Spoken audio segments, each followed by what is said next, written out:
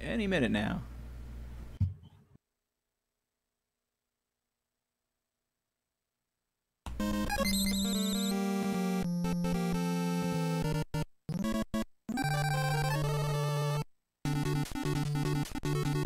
So we got a cut first and a gut first.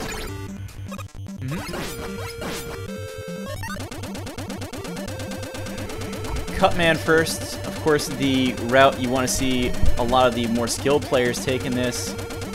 Basically, so you don't have to do exactly what doicm is doing now, ride these platforms.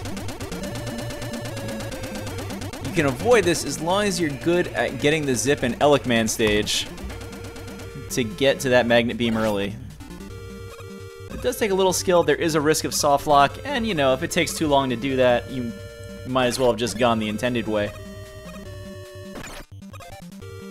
As Lightning climbs Cutman stage, doicm, of course, is here using these select buffers to kind of freeze Mega Man in these jumps. He might be in trouble here. Okay. There is a slight worry falling down there since Mega Man falls very fast in Mega Man 1 to make sure you don't fall in these spikes. Thankfully, he had enough damage to get past that first stomper. He's in the boss quarter now. Lightning is climbing up through Cutman, making his way there. I'd say this probably, the original, has the most vertical climbing. What do you say about You're that? right. I'm trying to think if there's any stage. Crashman is the only Robot Master that might have something to say about that statement. doicm,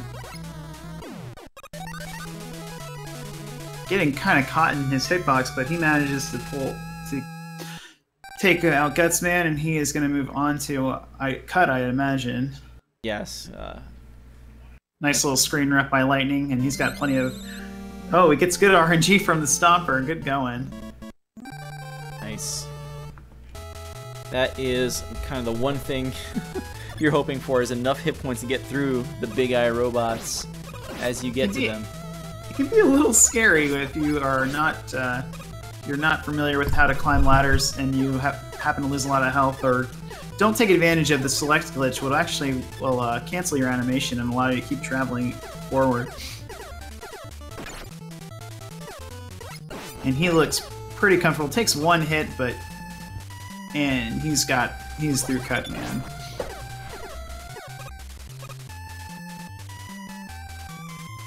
doicm now going through the same stage again. The Gutsman Super Arm really only useful for throwing those blocks around, so really against Cutman, the only time you're really going to see it is against Cutman himself. Neither runner opted to do the corner jump, and they went the extended way, which is probably best for 46, as we're kind of discovering. It doesn't save that much time in the long run, and it's it'd be a big loss if you do not manage to hit that corner jump. Lightning having a little trouble on the early screens of Elikman, does kind of get through that second screen at least relatively cleanly. He's on his way now.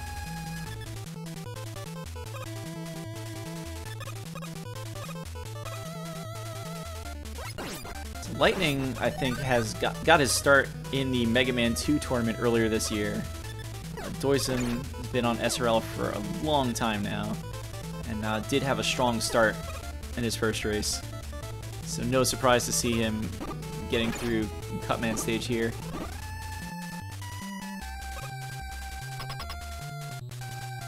Looks like he was practicing his frame perfect inputs there, or the single frame on the ladder, before he tried for early magnet beam. You're right. I was wondering if he was just kind of doing it for swag, but practice is a much better explanation. Practice! Here comes doicm on the Elikman fight. Has the Guts arm, so he could take him out pretty quickly. And he uses the select buffer, so he doesn't have to throw that extra block. Well done. Sometimes you have to be sure.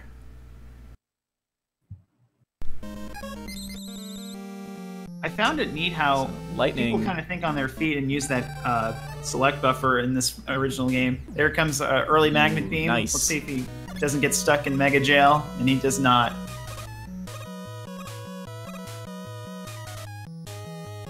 Very quick grab. That was really good, especially for somebody who does not really play Mega Man 1 as their primary game. And of course, as I say that, you're about to see it too. A little trouble on the next screen up. doicm is climbing those ladders for him.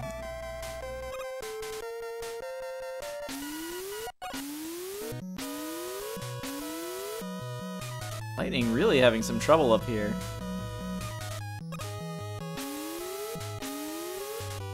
I think he may be trying to use the using those magnets and jumping and climbing, but not quite able to nail his inputs. But he's got a pretty low amount of health, so it'll be interesting to see how he takes this next couple of screens, especially with the Stomper. Yeah, that big eye robot's gonna be the problem here. It doesn't even want to deal with the Elec beam on that screen, so this is the moment of truth. He's got plenty of magnet beam. Oh, and he even jumped high, but he just didn't get there in quite enough time. Just couldn't go under him, so I think this might put doicm in the lead? I would say so. Yes. Well, besides the fact that doicm has already completed an extra Robot Master.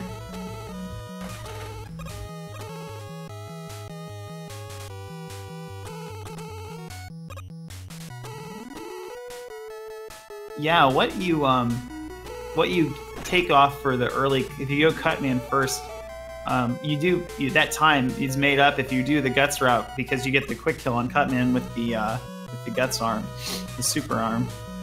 Yeah, that's what you give up for it. Cutman, not the hardest of bosses to bust her down, but it is just time for, firing those shots. Lightning looks like it's trying to climb as absolutely soon as possible and is getting zapped for it. I think he may start slowing down. You might see something a little slower. Oh! Lightning needs to just kind of take a deep breath here. Remember, it's a marathon, not a sprint for this category. There is kind of a pressure when you die to want to try to compensate and start speeding up, but you really do have to take a step back and start over wherever you ever happen to end up on your screen. So, quick answers here. Cassio's answering yes, you do get a magnet beam refill if you recollect the magnet beam. That is correct. Of course, he would have had to have zipped to do that. Lightning had a bad run-in with a Big Eye robot if you're just joining us a little bit late at the top of Elec Man stage, and this is his second trip to the top. He might be going a little fast, he's pushing a little bit. Hopefully he can settle down as the race goes on. He's going to get his crack at Elec Man right now as doicm is off to the frozen tundra of Iceman stage.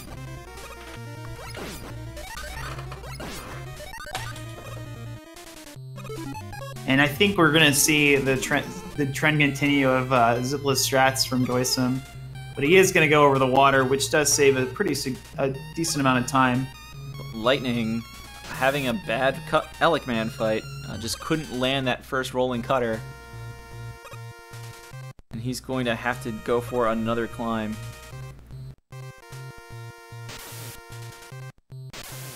doicm gonna climb some Yoko blocks. Okay.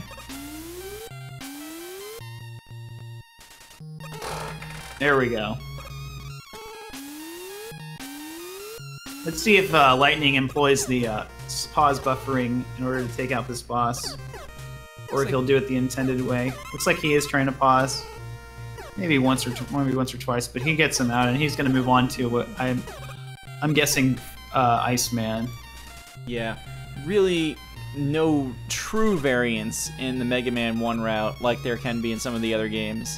It's just a matter of do you start with Cut or Guts for that zip. Outside of that, the orders are pretty set. It's just weakness order. I'll be interested to see how they advance through Mega Man 3 if they decide to go Magnet Top or Gemini first. Yeah, that's going to be... Mega Man 3 and Mega Man 2 is where you really see routes change up. He's going to go directly into the water, but we will see a zip. He's probably conserving his magnet beam for that ice zip at the top of this section here. If he goes for it, hopefully he gets it quickly, because doicm just wrapped up the Iceman. He's taken a lead from that climb. Has really cost him a few valuable seconds. And he's going to forego this zip and go down. And I think he'll just skip all of the Yoku blocks with his magnet beam. He has a full beam, so he should be able to get through this pretty fast. Has a little bit of an early climb and then goes to work, just like doicm did, actually. Oh, doicm's going to go for the tiny wall zip. That is probably, in that stage, with the exception of the large zip at the end of the stage, will save you the most significant amount of time. And that's the first zip we've seen from doicm. That zip, I mean, getting it that way, for somebody who doesn't normally get it, it's a little surprising. There is a setup from the ladder across the screen that still saves quite a bit of time if you go and get it that way. Lightning does get bopped by the big eye robot, but it's going ahead. Shoutouts to Franker Z. Have to put out our Oh My Dogs. Speaking of the long fire zip, looks like doicm is going to be setting up for it shortly, or at least have the opportunity to. I'll be back. Lightning, yeah, that is going to be not good. Even if he had to killed Iceman right there, the ice slasher was still on the screen, and you have to grab the orb to clear the stage. He would have been caught by that anyway unless he had a quick dodge, so unfortunately that's a game over. He's going to have to go all the way through Iceman stage again while doicm is in the boss corridor for Fireman. In that long fire zip, it does save a sizable amount of time, but it is extremely risky to go for.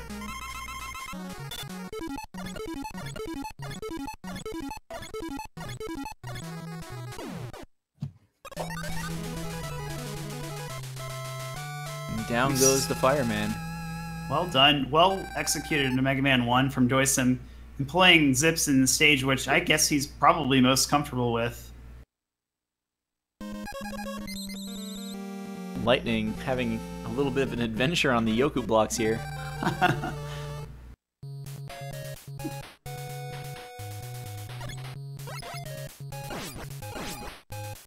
You'd think since he is maybe he's not familiar with it or not comfortable with that zip, but with the amount of you're never sure sometimes where the runners are, or where if they can identify where the other person is.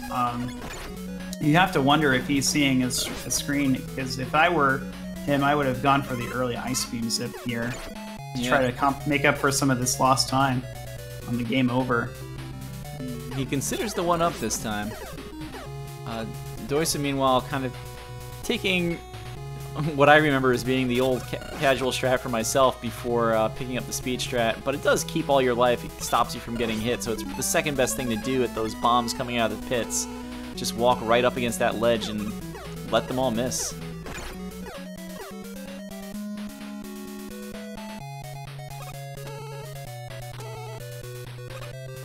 I'd be interested to see if he goes for the bomb zip with the setup on the ladder.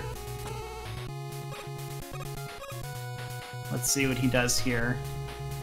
Looks like he's going to go for it. And Lightning, with the close shave, getting just underneath the ice slasher, grabs the orb. Iceman is down. And doicm stops. He hesitates just to make sure he doesn't die at the end of that corridor. If you do not press right in time, you will die, and you will unfortunately have to do that zip again. Granted, you have enough magnet beam.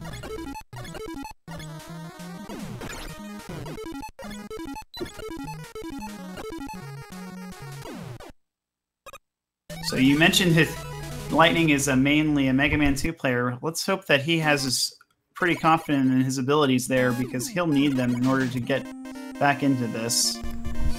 Is doicm now into Mega Man 2. Looks like the usual flash first strat. That's what you see almost every runner of this game do at this point. Yeah, I think I've seen one person do Airman first and do the zipless route, but you can do it. It really it just depends. It's on how what you're comfortable with, and you can either do Flash or Air, but Flash is what most people have gone with. Yeah. Even then, for zipless, it's still useful to have Flash in a lot of stages. Absolutely, especially dealing with those drills on the, I don't know the exact name of the enemy, but... the moles in the Metal Man passageway? Yes, those as well. Yeah. I was thinking of the ones at the beginning of the Airman stage. Oh, those, the air ticks or whatever they are. Yeah. Lightning in a little more health trouble here. And he's setting up for the zip. He's gonna go for it.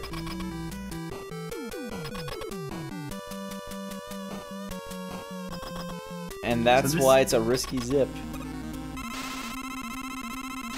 Yes, that is probably, I'd argue, the most difficult zip in the entire the original Mega Man. It is pixel perfect, and if you hear a sound where he starts ricocheting off of the ceiling, you know that you did not make that zip, unfortunately. And there really isn't. I'm not sure that there's a way you can. That there's a backup on that. Yeah, I don't think there's a recovery from there. That is unfortunate. So doicm is on to Flashman. Let's see where he goes next. I'm guessing he'll probably... There's two choices. You can either go through Heat or Air. Let's see if he goes for Heat Man, or perhaps maybe we'll see a fast Air. Or we could see Crash third and then do Air last, as Baron Haynes has been doing, which is a very interesting route, which saves you a decent amount of time. He is on Mega Man 2 Normal, which is what you have to be playing on to realize that time savings. At least to significantly realize it. So Lightning's gonna get into Fireman here, but he has no health left.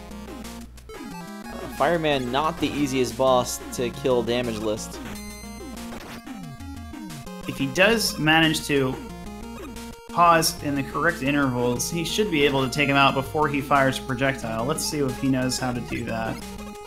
So far, so good. Oh? It's good. Nicely done by Lightning. Very well. Very good firefight, especially with that low amount of health. That can be very scary.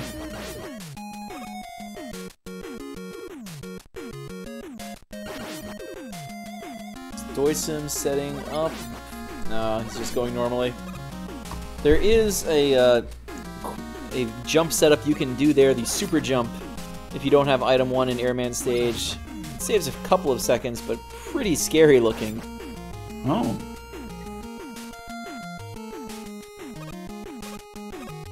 That I did not know. But safety is always, I think, one of the biggest things that's, I'd say, underestimated in some of these with the runners. If you can get through, with the exception of the zips, which require deaths, you can make a pretty decent time, and slow and steady sometimes is what wins the race. Oh yeah, just going deathless is almost step 1 sometimes. We've yet to see, maybe you might know, I've yet to see a deathless run in the tournament. But whoever does happen to perform that, and if they can manage all of the little tips and tricks from every game, that might be our potential winner of this tournament. That is true, but at the same time, I mean, my own time I think is a deathless time, and it's a low 150s. And I know Fasta and some of the real pros in this tournament, so to speak, regularly have runs with multiple deaths and are in the 140s.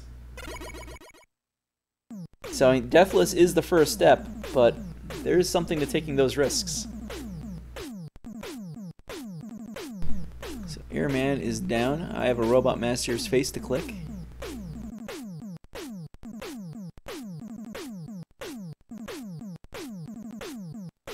So it looks like Lightning didn't go for the bomb zip, thinking, let's just get through Mega Man 1 and we can move on to Mega Man 2. Well, he still has Guts Man.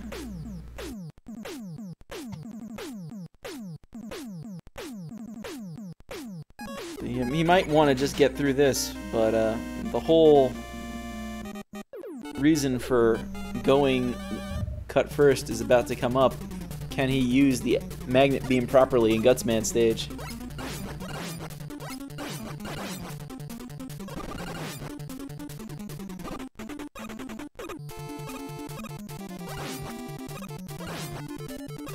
doicm having a good start to Heatman stage. I think he's going to go for the item throws here.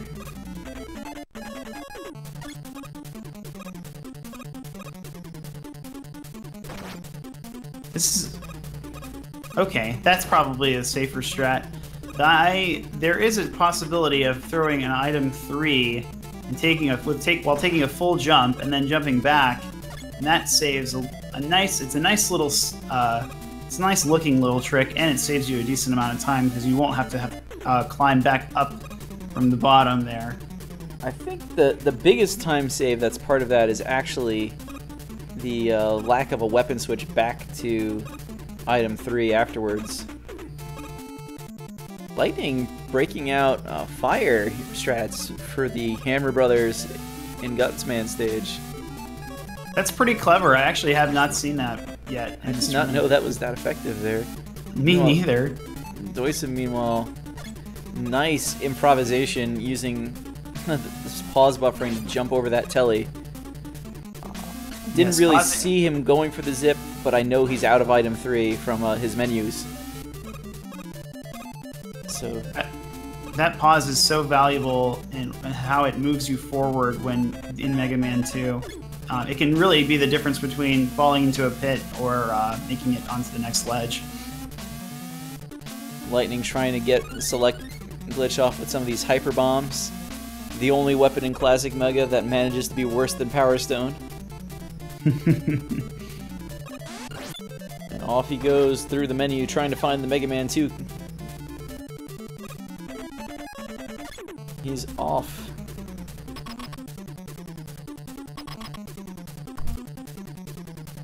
Going Flash first, as expected. doicm, though, effectively 3 stages ahead at this point. So Lightning needs to be able to make up some of that time here. doicm did already miss the heat zip, so there's a decent amount of time there to get back. He'll need to perform most of those zips, I think, if he wants to make a case of getting back into this, getting closer and cutting that lead. This is likely Lightning's best game, so he's got to make the most of it. Most definitely. Looks like doicm got a good pattern on Heatman. Didn't delay too long, and he managed to take him out in that fight. All right, and I think I've seen 3 shots on the cannons, which would indicate normal, and there he just shot the Tin Can Man once to kill him. That means he's on normal as well. Both players on normal. So an extra 10 some odd seconds in each cutscene, but the bosses are a lot easier to get through.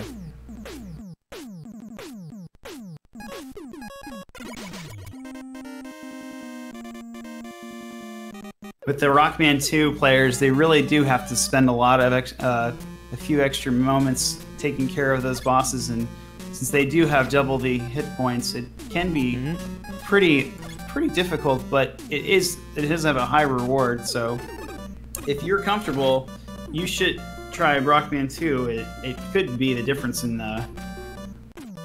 between the race. Yep. doicm now bringing us into what real Mega Man 2 is about here. Getting into the zip. He is not on the screen he appears to be.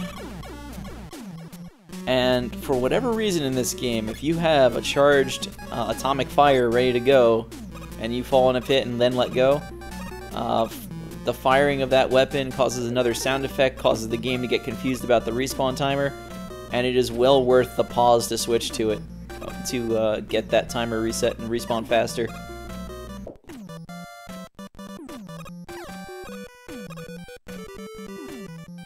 So doicm 1 for 2 on zips here, and is about to start the crash crime.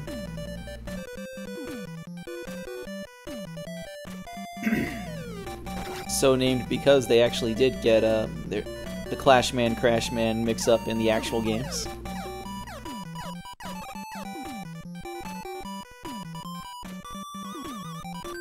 So we will not see fast air today.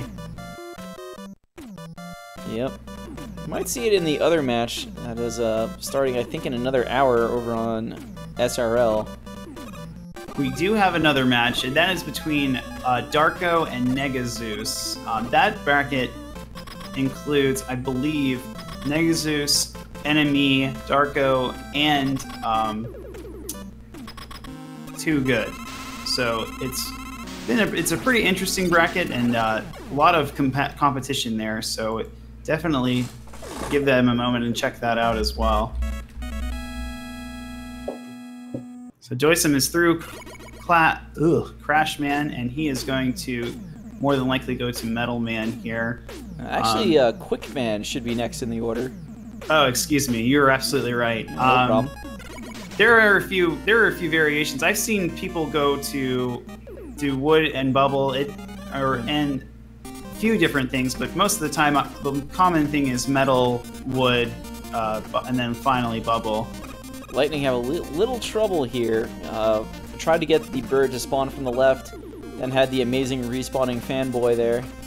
It looks like he's through. But yeah, Mega Man 2, I think, has the most route variation of all the games. Quick Man's weapon, notably, is actually surprisingly effective on multiple Robot Masters. It works pretty well on Bubble Man. You'll see a few of the zipless runs do that. And it's just overpowered in general, as it turns out. So doicm not zipping. Lightning done with air, man. doicm gonna use the flash weapon anyway here to make his life a little easier.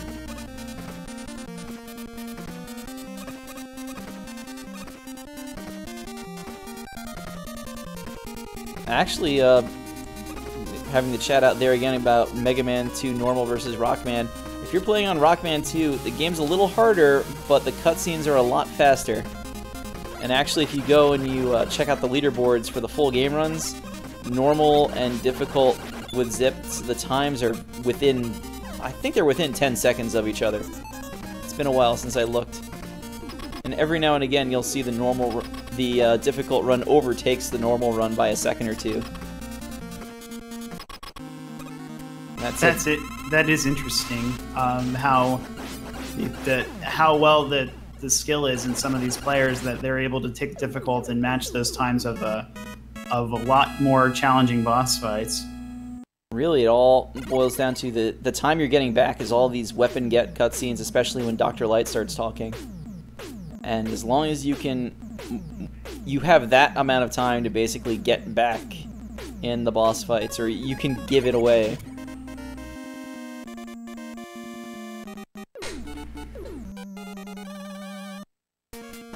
See another item too there. That is a pretty smart thing to do from that section. So you do not have to climb all the way from the bottom to the top. Looks like he's going to set up our heat zip and avoid all of that Yoku block section. Executes that nicely from the ladder. So we didn't really talk about it too much. doicm did not go for the Quick Man zip. He's having a little bit of trouble here with the metal zip. The metal zip is the single longest horizontal zip in the game. So glad he got it. We're just going to be kind of left here with, can Lightning get that time back?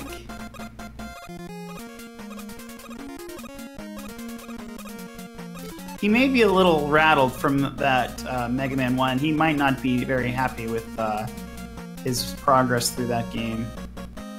I mean, I honestly don't see how he could be, as doicm having a little Item 2 adventure here in Metal Man stage.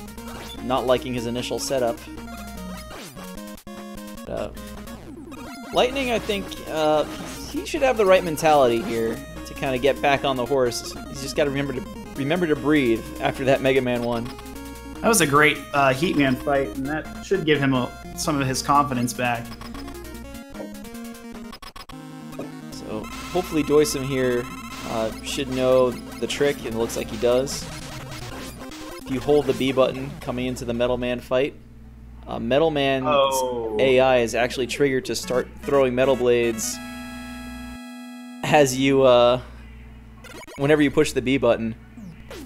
So if you come in holding it, the weapon has some auto-fire properties, and Metal Man will just stand there until you reach the halfway point of the room. Makes that fight a little trivial, but it can be, if you cross too far to the right and he starts jumping, look out, because it will make you have to work a little harder to finish him off. So here's doicm doing bubble first. We've seen a lot of wood then bubble, but he's going this route. What would you say are the advantages or disadvantages of doing this first over Woodman? So in a full game run, there's absolutely no difference at this point. You have everything you need for both of these stages. For the race category here, this is one of those things that actually irks me a little bit, but I kind of understand the race routing principle. Bubble Man, for whatever reason, has a very long beam out at the end. So, since you can switch to Mega Man 3 as soon as you're done, you actually want to do Bubble last, so that you get that last beam out basically as you're switching carts. You don't have to wait for it at all. That's what also kind of has given rise to Baron Haynes starting to experiment with an Air 8th route, so he can skip the entire Get Item 2 cutscene. Oh no! doicm falls to the spikes. Had a difficult time setting up that bubble zip, and let's hope he has enough Item 1 to do that again. It looks like he will, as long as he knows where to set it up. And he'll probably do an A trigger just to be safe. You can B trigger there, but if you do it too early, you can die. I think it's a very tight frame window for that B trigger there. This time he gets the A trigger on the first try. Probably a little enraged, letting the adrenaline take over to get that zip this time. As Lightning has reached the top of Crashman stage. I think he had a few ladder adventures himself, but he did also get the zip early on.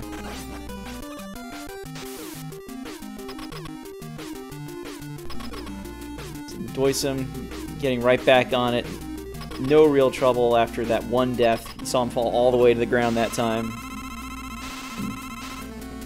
He should have a good Bubble Man fight. Little trouble on that Crash fight, but he does manage to pull that out. Has plenty of health and just tanks Crashman down. And as Lightning finishes Crashman, doicm has also finished Bubble Man, and he'll move on to Wood. Still about 3 or 4 Robot Masters ahead.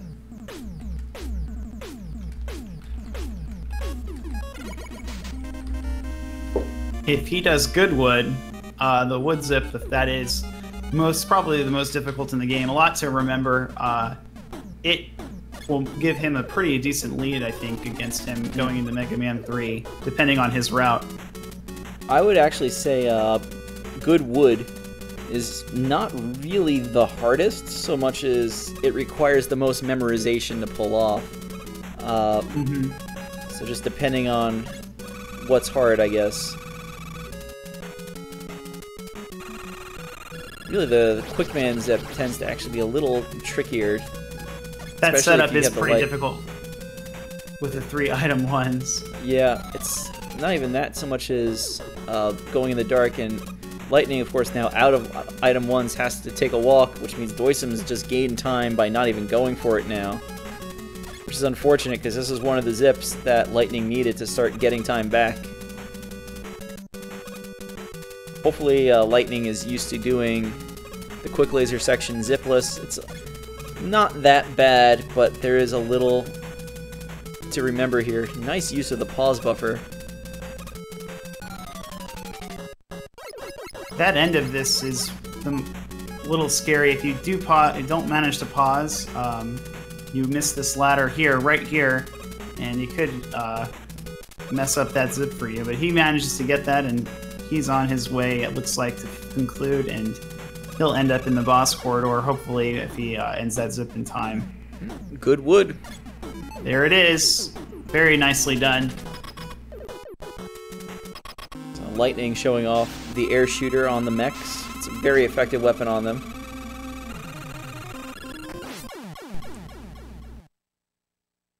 As doicm creates a burning pile of wood. It goes off to Mega Man 3. Lightning is dealing with Quickman. Very strong start from doicm. Hasn't had too many mistakes, and it's definitely showed. And he's going to do the magnet first route here. Good call. Chelmy, especially when he's calling these races, points it out, and I think he's right. Magnet first is probably the best race route to use, unless you really know what you're doing, as fast as here in chat. Magnet, probably the most consistent kind of first Robot Master to go with. I know a lot of people, Fast and myself included, did Magnet first casually way back when. So this route, just plus some speed strats, really nice. Lightning nails that zip to start off Metal Man stage.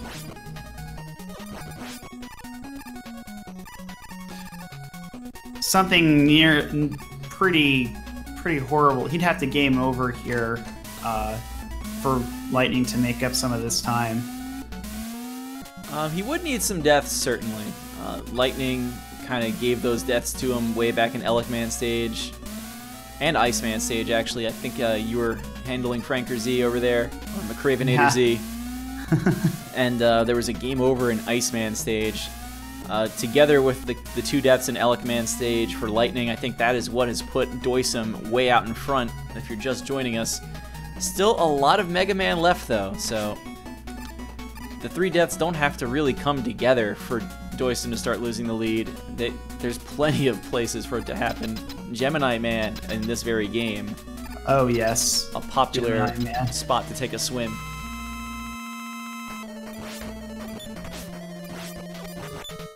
Also, Mega Man 4 can be, those Robot Masters can be very difficult with the amount of damage they deal to you if you manage to run into them. So doicm's playing it safe, not canceling the Magnet Shield, and he's going to bust out Magnet Man here. Good fight. It's a good case of it's a marathon, not a sprint. 2 or 3 seconds you could save by crashing into Magnet Man, possibly not worth risking the death.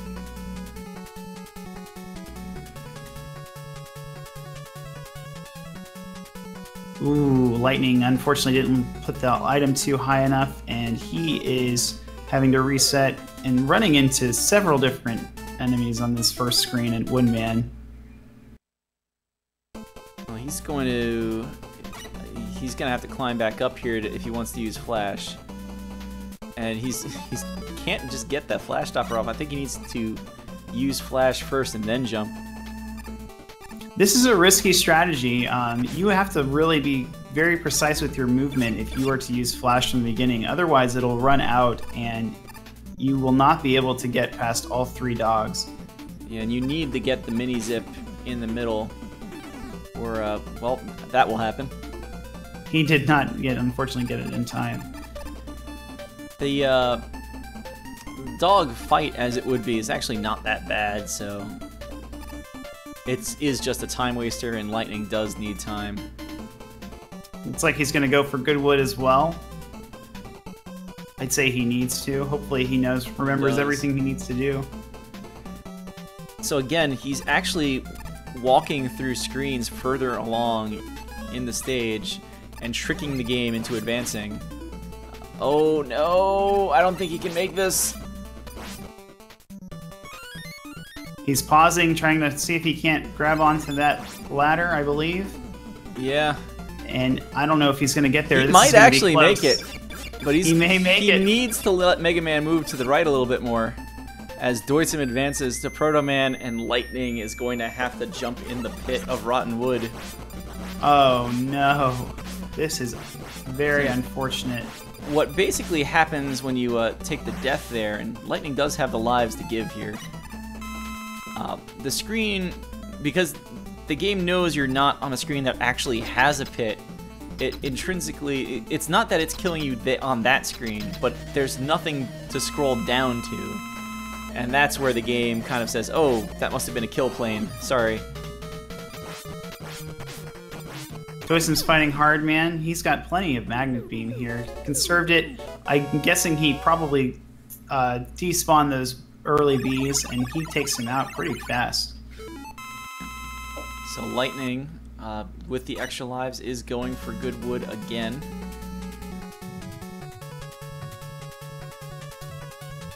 to have a little more success this time.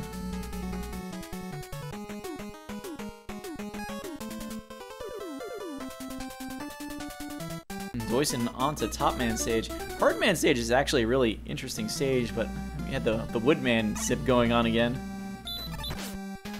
We'll have to talk about it a little more when Lightning gets there. So this first screen of Top is just full of lag with all these enemies flying around. There are, and if you want to take them out, you really have to. It's a combination of mostly of damage boosting, but those frogs, you can hit them off the screen if you do slide with the bullet, but it is very challenging to do if you're not familiar with how the slide mechanics go. It's very interesting, the transition from 2 to 3, to watch how the players adapt to using the slide. Some of them do it very well, and then others kind of struggle, and some may not even slide at all.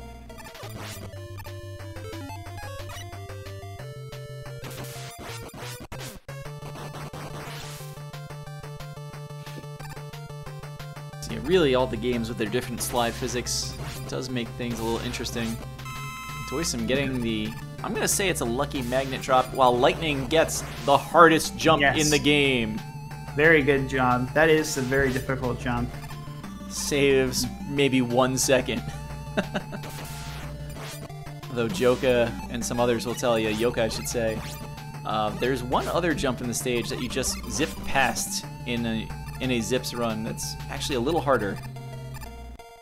It saves an equally small amount of time. It's one of the jumps underneath the spikes. Oh. You can basically do something slightly faster with an exact jump.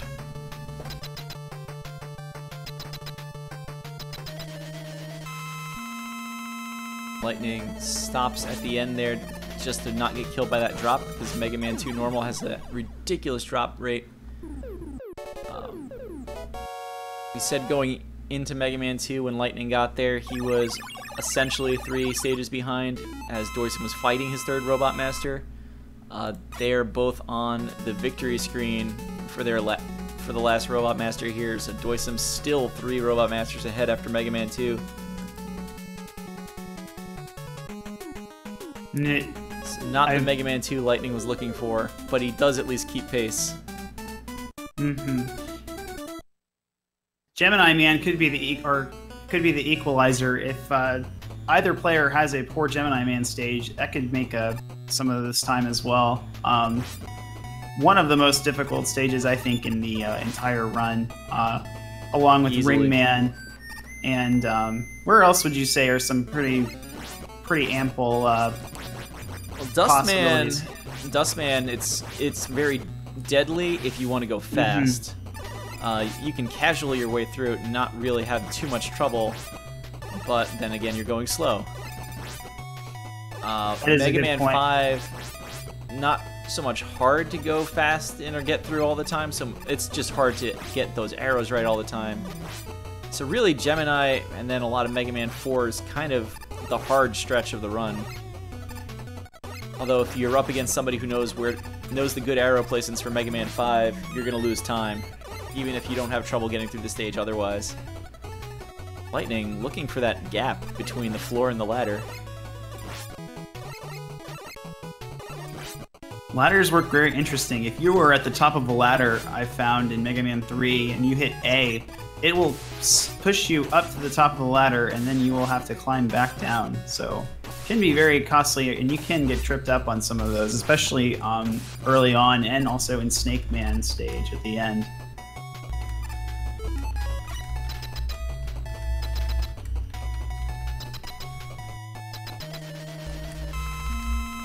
Dealing with the Yoku blocks pretty well, Lightning, and he's going to move through this section. Let's see. Hopefully he'll have the strong Magnet Man fight, and he can try to close this gap a little bit. Well, Doicm done with Shadow. If he's going the traditional route at this point, he should be fighting Gemini Man next. Lightning coming down here to grab a life drop before Magnet Man. That's a good decision, I think. Perhaps it might save him some time, but I think a death would be... He's got to get through this enemy here. The time it takes to go all the way down that screen, though, go through the life refill, he might have been better served to either just take the death here or to otherwise just fight the giant missile launching robot before he got here. Very perilous Magnet Man fight here. One misstep and it's over, and we're right back to we should have taken the death. Good Magnet fight, given the circumstances. Just the one sort of attraction pattern. Can always be a little scary when you have little to no health like he had here. doicm's taking his time on the Gemini stage. Let's see if he goes for the skip. And he gets it. Very nicely done. That is a difficult skip to perform. You have to jump at the end of your slide animation, and it can be a little tricky to time. Not going for the other zip, probably for the best. He's going to maintain his lead as he goes through the stage. One thing about that zip there, it's a little tricky to get, but it's also practically free to attempt. That yeah, said, there's I no almost penalty. never get it. There's no penalty for it if you don't miss it. That is a good point. Except that you have to watch the cutscene. Yeah. So Lightning has despawned the bees by walking back and forth. doicm not dialing 1-800 Marine. He's going on the blocks. Let's see how he decides to take this. Not going for the first E-Tank either. He feels confident. Ooh. Okay.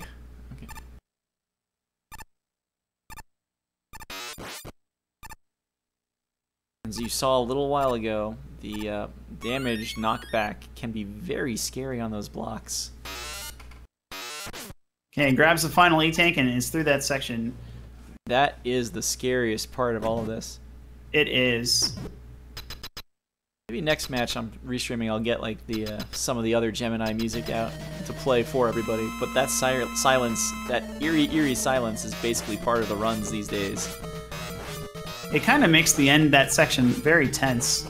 And here he is in the Gemini fight, fighting both of the twins. And he waits till he lands on the floor, so hopefully we won't see a soft lock here. He's going to take out Gemini Man with no problems. Yep. Lightning making his way to the end of Hardman stage. Does need to take out Proto Man fast here.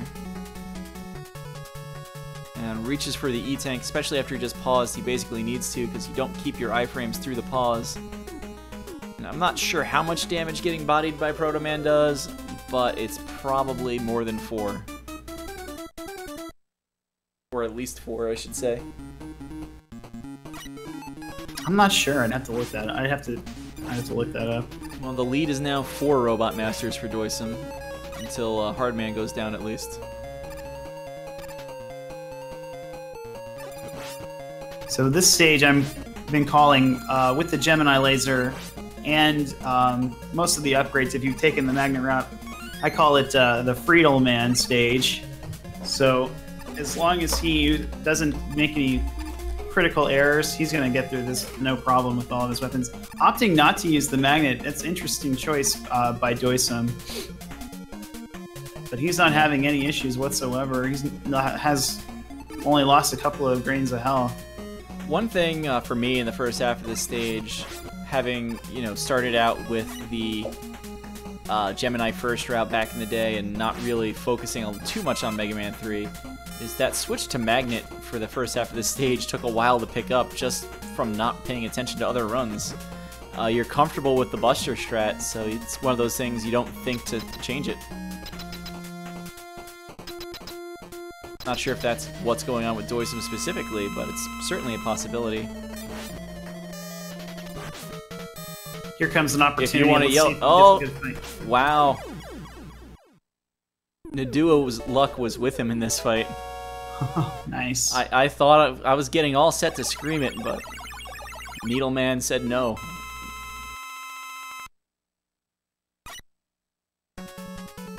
That laser can produce a pretty sizable amount of lag if you do happen to miss as it travels across the screen. Yeah, the laser, I believe, is 4 sprites. If I know it's at least 3. And thus, having all those sprites on the screen really lags the game. a lot of the strats that have been built around this speedrun, from what I gather, is just management of lag and killing enemies, so there is not as many sprites on the screen. Lightning, look out. Wow. That moment when you kind of can see the shot slowly going towards your hero. Very nice save by Lightning. That would have been a very costly death and an already larger lead. Yeah, fortunately Mega Man 1 is the only game where spikes cut through the iframes. Yes, they were nice enough to change that up as the franchise continued. And then in Mighty Number 9 they undid it. Come on, guys.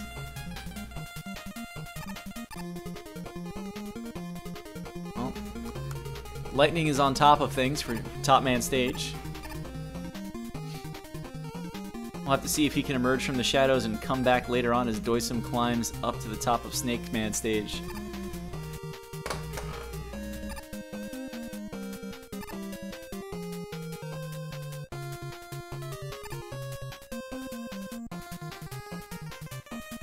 Nice slides under that by doicm. Those are,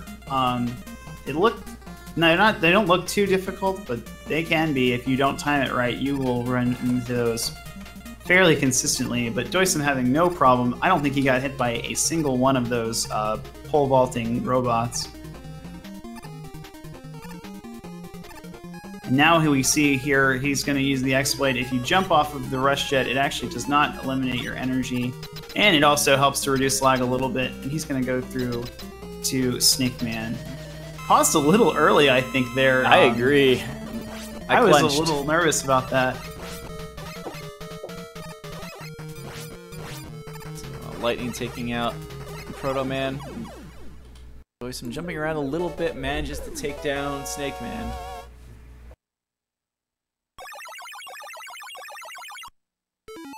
Snake Man, I always thought was one of the harder robot masters to take down without a weakness.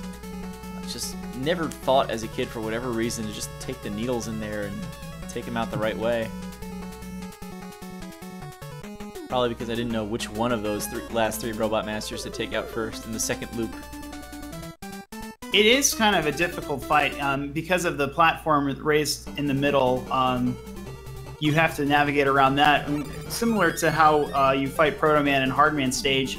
If you're not familiar with that or not watching the projectiles, you could get hit with those pretty easily and trying to both dodge or jump on the platform and shoot things. Oh no! So Lightning takes a death there, taking the item drop, and the item drop stops all movement and will knock you into those platforms. That actually happened to me earlier today, and it is very unfortunate. It's awful whenever it happens. It's really the only bad thing about Mega Man games. You almost have to delay a little bit when you're at this section. But the worst thing is, in the first attempt at these, he actually did start delaying and then kind of got his confidence back and decided to go for it.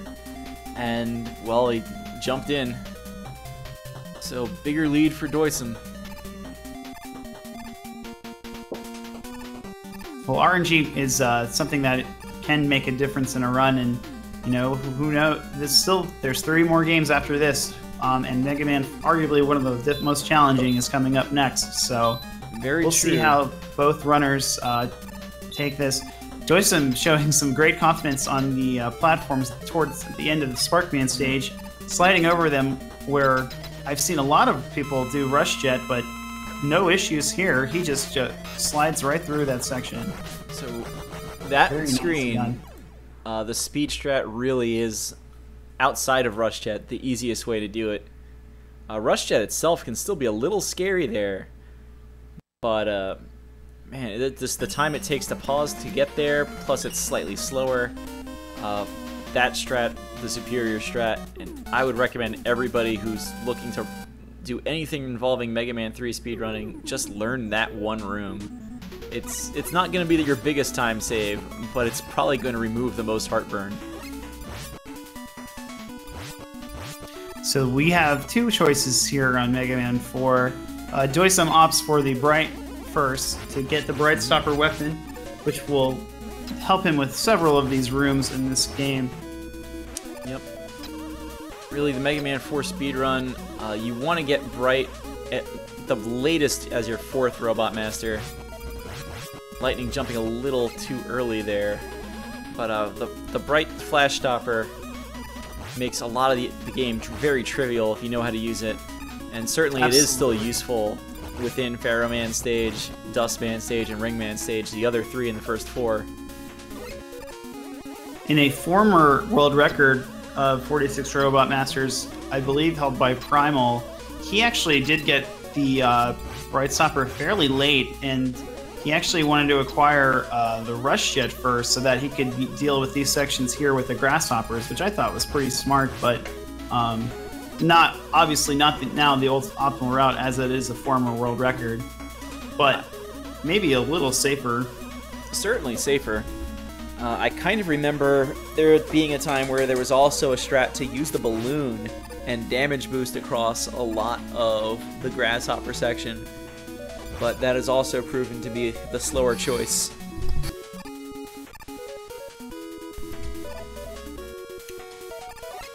Nice jump underneath the last sort of, I don't know, lights out robot for doicm. You can decide to not shoot those and leave the lights on, but and it is a little safer, but overall no difference made here. He gets through that section pretty easily. When you're in trouble and no one else can help, you too can dial 1-800-RUSH-MARINE. He's going to be in a little trouble here because he's about to despawn Rush with this pause. But he is over a platform. He's just not going to be able to respawn Rush. Ooh. Oh, man. Yeah, this last screen is not very forgiving at all. He has enough Rush Marine to actually go a decent distance through it. But with the drops not respawning after a death, certainly not enough to make it all the way. This E-Tank platform at the bottom of the screen, his last real option to deploy the Marine. Looks like he's going to call 1-800-R-Marine one more time. He's going to just have to make sure he gets out of the water pretty soon. He's got to go now. And he waits too long. Oh no.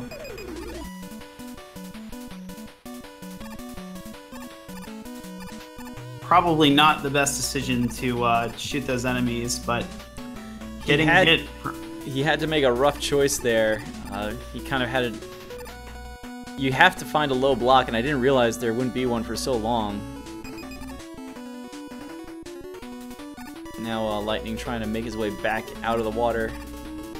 Just this screen really is evil, and now he just got a little mini zip and wasn't holding left long enough. Oh no.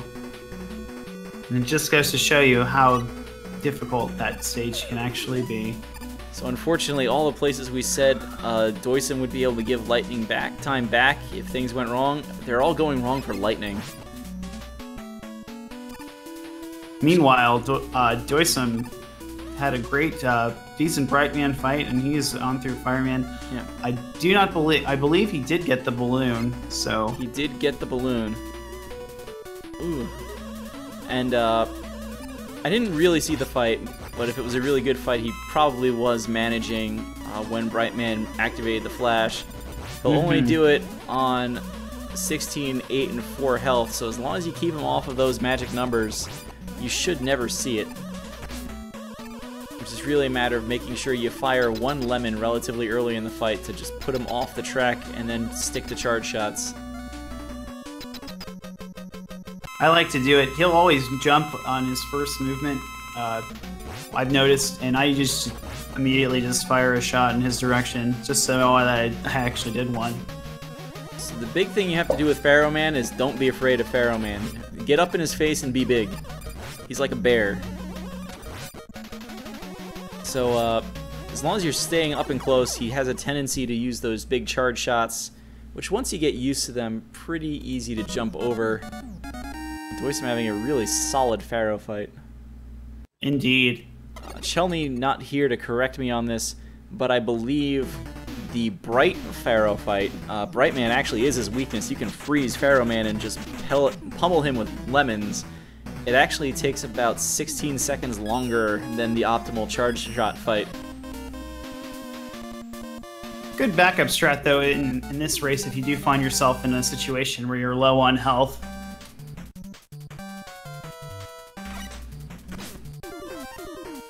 doicm not opting to go for balloon strats here. He's going to use Bright, which is still a solid strategy.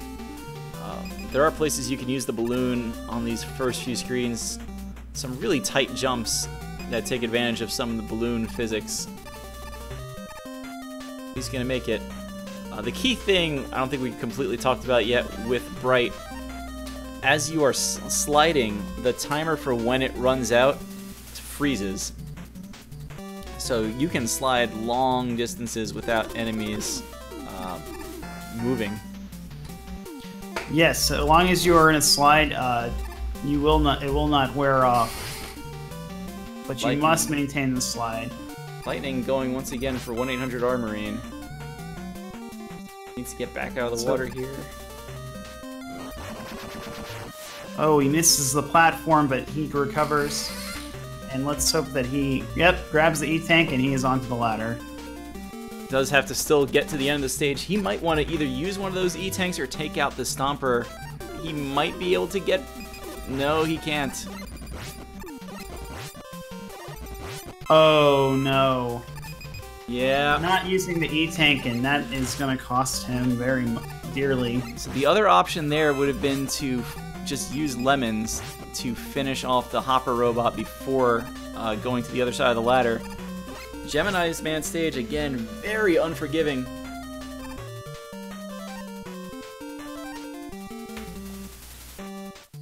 doicm's doing very well. He's got a large amount of health going into this Ringman's fight. Opts to kill the last mini-boss. You can damage boost through there, but he just decides to take him out since he does have a decent amount of Pharaoh shot as well.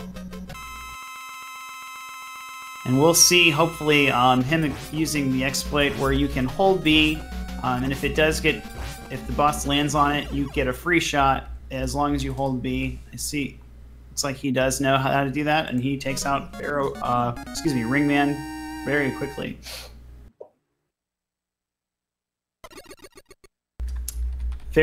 Probably that and Dustman stage can be one of the scariest parts of this section of this game. Yeah, Ringman fight is probably casually the most devastating thing in this entire game. But if you check out Chelny's tutorial videos, he has some really good ones out there. He does. And one of the things he'll actually show you is like basically dancing with Ringman. The pattern is actually really simple once you know it. So Lightning, unfortunately, taking another game over in Gemini Man stage. Starting one more time, doicm into Dustman stage.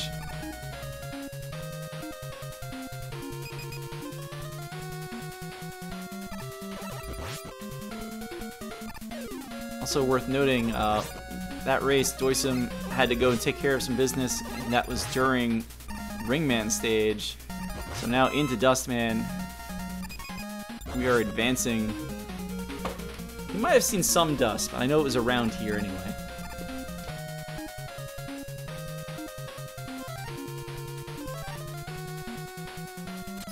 Looks like he grabbed, I'm not sure because it was happened so quickly, but it looks like he grabbed an extra life from Eddie as he's traveling up the ladder. Could have been health, I'm not sure. He had full health, so it's always hard to tell since it doesn't make... So here's kind of what I was starting to get at earlier. Mm-hmm. It's easy to kind of casually make your way through Dustman stage. If you're not using the fastest of strats, you'll definitely do a little bit slower, but you'll still get through.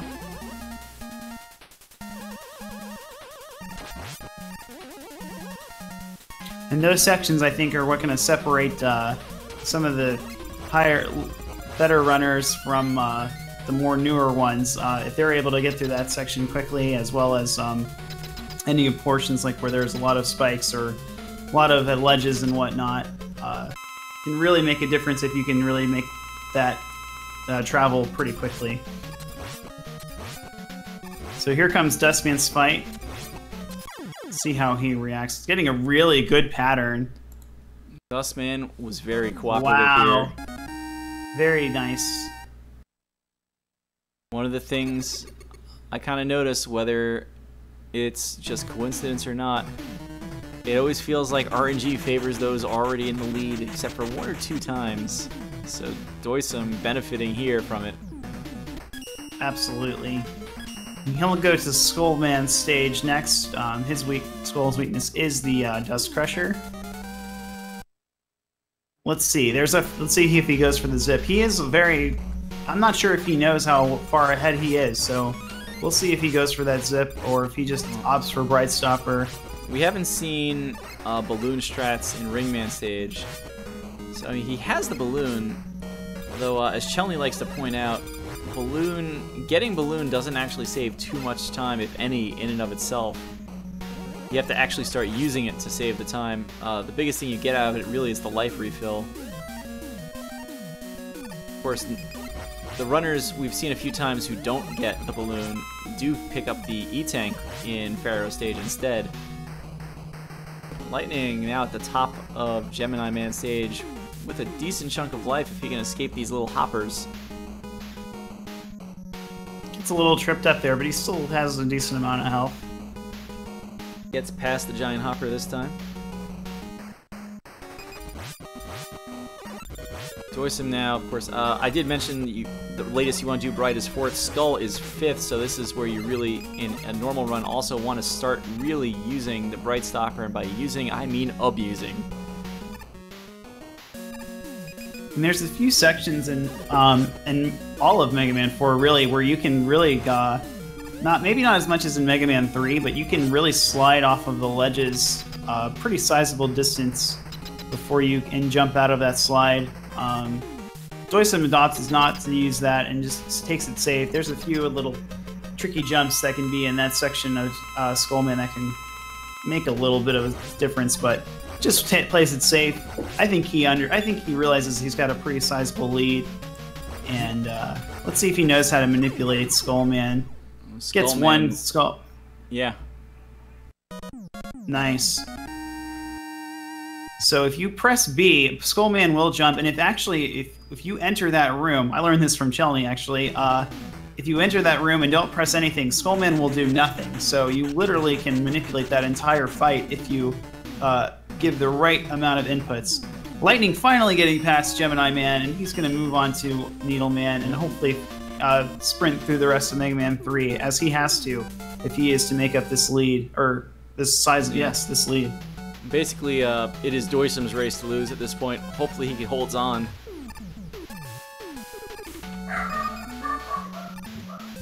Using these slide jumps to get between those upper platforms in Dive Man stage. Also to keep that Bright Stopper going, but it's useful for both since you do get just a little extra distance on jumps off of those slides. Now for the whales.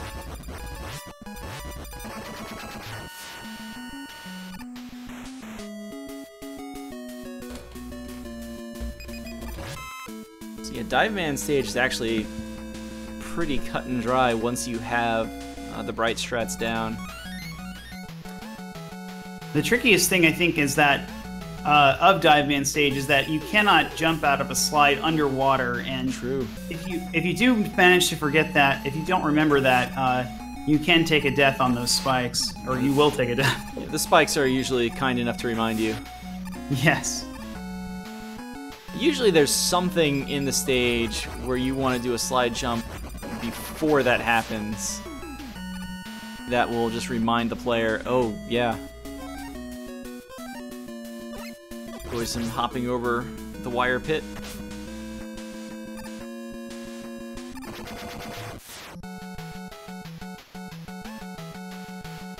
Good slide cancel there, knows he cannot jump, so he stops himself and slides right through the next stage. Lightning managing to land those laser hits on Needleman. It's a little risky as far as life goes, but he is through. doicm, no trouble. Pretty textbook dive fight there. Only problem is Dive Man's in the corner, so you have to wait for all of these bubbles, including the little one that Mega Man just breathed out, to leave the screen before the fanfare happens.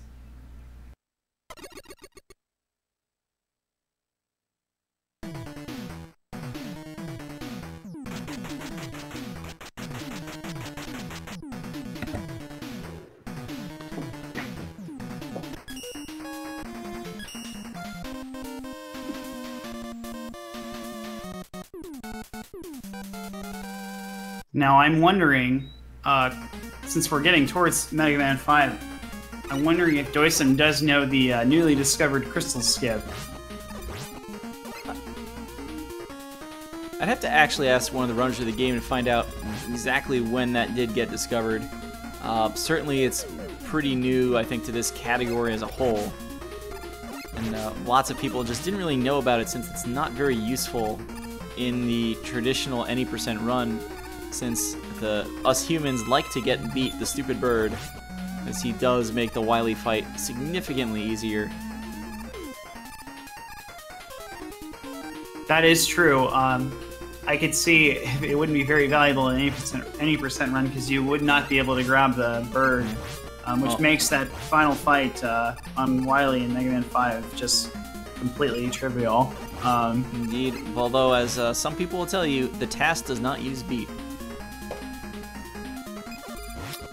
Is that right? I did not know that. That's what I've heard, anyway. I'm sure somebody out there is going to correct me one way or the other soon. doicm has some falling rock problems here.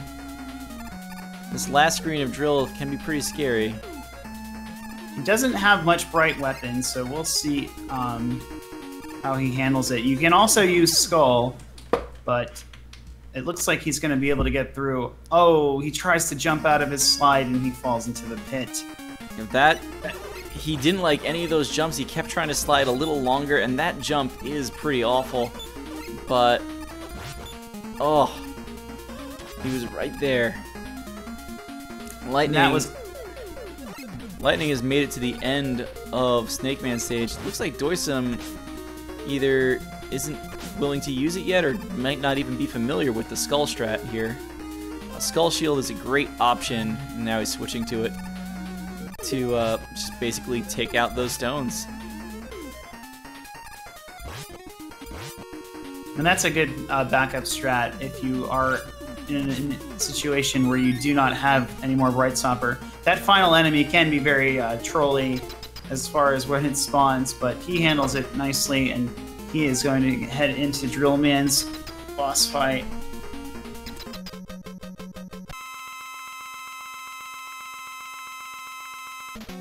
Let's see how much RNG he gets. Oh, excuse me, I'm sorry. No, it's just not a problem at all. Lightning done with Snake Man. It's doicm dealing with Dive Man. I know what I said.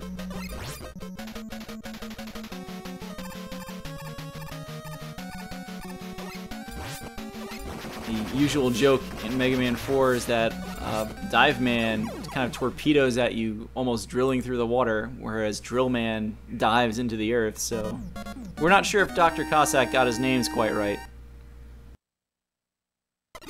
That is true. Their attacks are very different than what how they actually behave, or their name would allow, or would think. And Lightning deciding he is just done with this game and calling for Rush Jet. Can't blame him at all. It has been that Gemini section has been very difficult, and as I speak from first-hand experience, it can get you caught there for quite a while. One other thing we got to see there, and that's the last time we're going to see doicm get a chance to do it. If you are perfectly centered at the end of a Mega Man 4 boss fight, and you can move there after the explosion, you skip a decent chunk of the beam out weapon get animation. Mega Man just sort of teleports immediately to the middle of the screen as opposed to having to jump up and over. It saves about 2 seconds multiplied by all the Robot Masters. It starts adding up. doicm right there. The jumps in Toadman stage are a little deceivingly hard. Those raindrops, when you're in the air, will push you back to the left, so you have to jump very late to make some of these jumps. Yes, it has one of the classic enemies of all NES games, which is the wind, and it unfortunately knocks him into that pit. But I think he'll recover well. He'll learn from his mistake and he'll move on. Got a lot of Bright Stoppers, so we should see that throughout the remainder of the stage. Oh no! So doicm here probably needs to just kind of take stock of the situation. Remember, he's in the last stage of Mega Man 4. Lightning just starting Mega Man 4 now. And just get through this stage. He does have Rush Jet now. This is the only stage in Mega Man 4 you actually have Rush Jet for, since you get it from Drill Man. He also has those balloons, so this might be one of those situations you have a lead. You might just want to take advantage of that lead. He does want to conserve Bright a little bit here, though, since Bright Man's weapon will freeze the mini-bosses, as we'll see pretty soon, and allow you to kind of get through them for free. A Buster-only Toadman stage, not really a speed strat per se, but Toadman probably for a lot of people was casually their first Robot Master, so there's bound to be some deep buried muscle memory for all of us for Buster-onlying that screen. And you saw doicm turn left after that damage boost very briefly. That happens a lot with that snail. It'll knock you back over the pit, and you want to, of course, make sure you don't fall in the pit. doicm now out of Bright, switching to Skull, which is not a bad option for these fish. Just needs to make sure he doesn't land on the spikes. That's one I haven't yet seen. I've seen Dive, I've seen Pharaoh, I have yet to see Skull. But it works very well, and yeah. I'd say overall that's a pretty decent Mega Man 4, with the exception of this final stage. He didn't take too many deaths, and had pretty fast boss fights. Does still have to finish off the Toadman. Didn't see what his life count was. He probably picked up a 1-up somewhere along the way, but it was one of those situations you never know. Starting Mega Man 5, this has a pretty confirmed weakness order. Everyone will start at Starman. Looks like he's still on Mega Man 4. I don't think he meant to do that, but happens. Deep breaths, doicm, deep breaths. You're in this.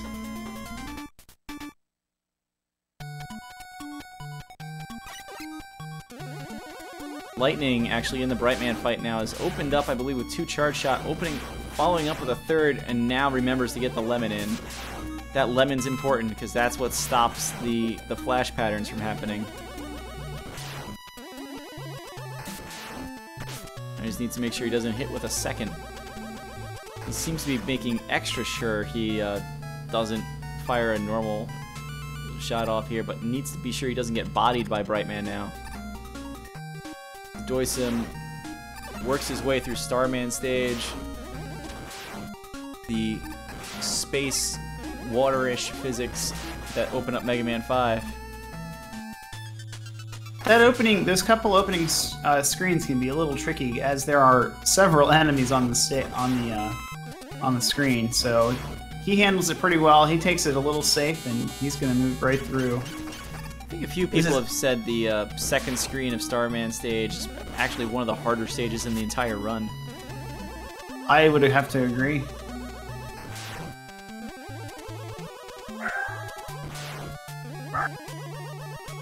It's Lightning into Pharaoh's 2nd, as you would expect from Bright first. Both runners have pretty much taken the exact same route so far.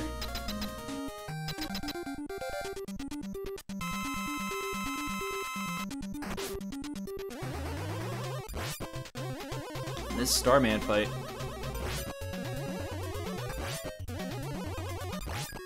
The one trick with the Starman fight is you actually can get close enough to spawn the charged Buster Shot inside the shield, so it's really not a very good weapon for Starman. Mega Man 5 also probably the only game in this run, as I'm sure most of our viewers know by now. There is really no route variation at all. It's Starman first because you want the super arrow. That's the real weapon you get from Starman. Lightning collects the balloon and is into the second half of Pharaoh Man stage. Jumping on these platforms. The one thing you'll find out, these bullets that they're shooting actually do cause lag. There are strats to jump on their heads before those bullets get fired, which prevents them from shooting those bullets, but they are pretty tricky, and again, marathon, not a sprint. You don't want to fall on spikes in a jump just because you were trying to save half a second. doicm in what I think is probably the most fun Mega Man stage, Gravity Man stage, getting to walk on the ceiling. Yes, it makes you hold up to slide.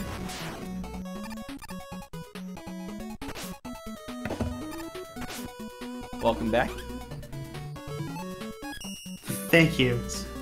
Excuse me, these dogs. doicm has a little hit point trouble here. Does have a refill on the screen that he can get to. Lightning now also in the Pharaoh fight. Deciding to dodge low. It's a little easier to dodge from above, although it's certainly possible to jump over that charged Pharaoh shot from a block lower.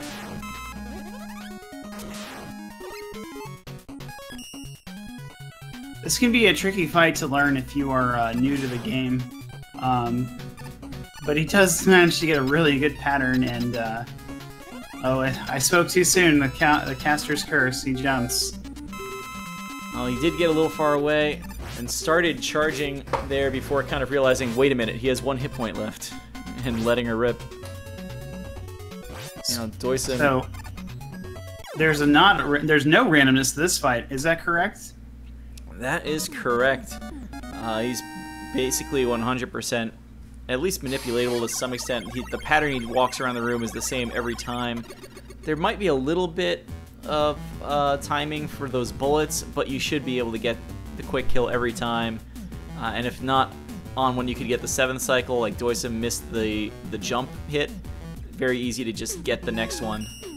No real question about when it's going to happen. Here comes another difficult stage for Lightning. Let's hope that he has better luck on this stage than he did in Gemini Man's. Yeah, Ring Man, especially this early climb, probably the most vertical stage after Mega Man 2. Mm-hmm. doicm going too high on these arrows. Uh-oh. Let's see if he does correct, though, and he's going to make it through. That screen is can be very tricky if you don't set up those arrows correct. He's going to grab the backup weapon energy, and he'll take it into the next screen, where he'll most likely use the arrow again. He got lucky. He had a little bar of arrow left there. One of the earlier arrows bounced off a shield enemy and hit him, and he does collect a Mega Man 5 reference. Mega Man 5 noted for its high 1-up drop rate. It really does just give them out like candy. They're everywhere. I think I've caught maybe 7 or 8 between 2 Robot Masters once. Something crazy like that.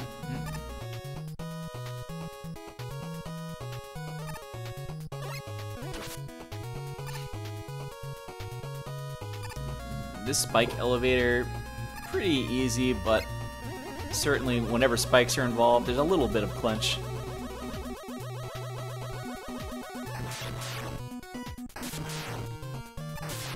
Mega Man 5 may be the only one I know with any type of auto-scrolling sections like we see here in Gyro Man and, of course, in the final section of Wave Man stage. Not something you see in Mega Man games too often. Mega Man 4, the Doc Cossack stage, really one of the few places there's otherwise an auto-scroller before you get to, I don't even want to say SNES Mega Man. Either way, Gyro Man, very easy fight given the weakness hits the whole screen. And Lightning about to enter Ring Man.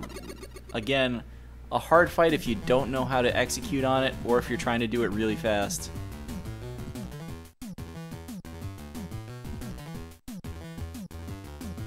Let's see how he handles this. He does have plenty of Pharaoh shots, so that will definitely be used.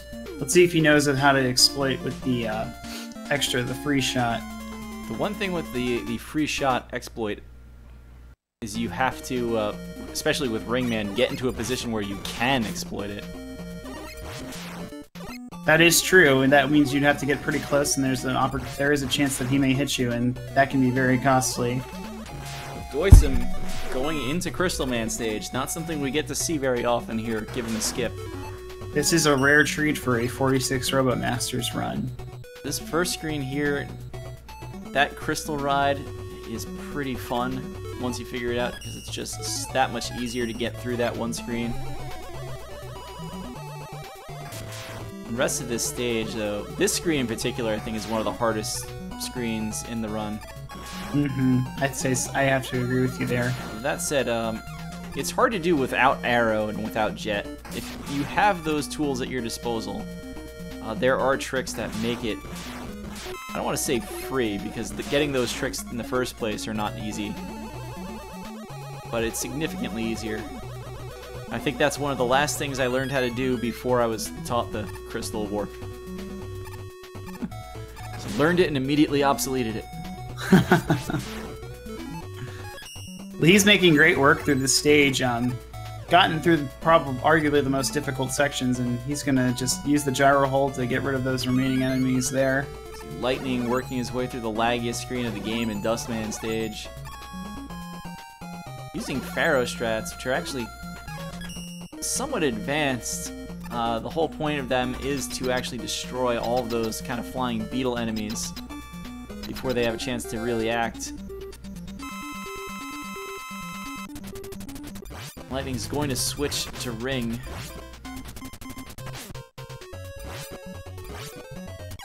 Needs to just make sure he doesn't use all of that Ring.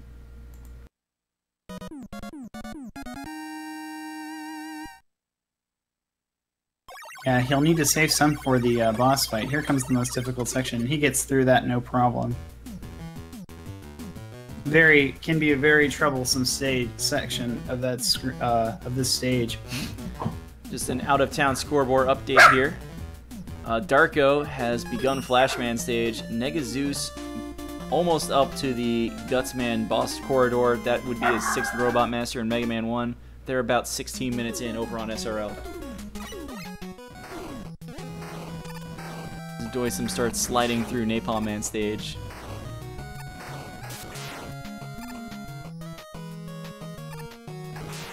And again, we talked about it earlier, Dustman not being so nice to the runner in second. Showing all these so-called suck patterns, during which he is invulnerable.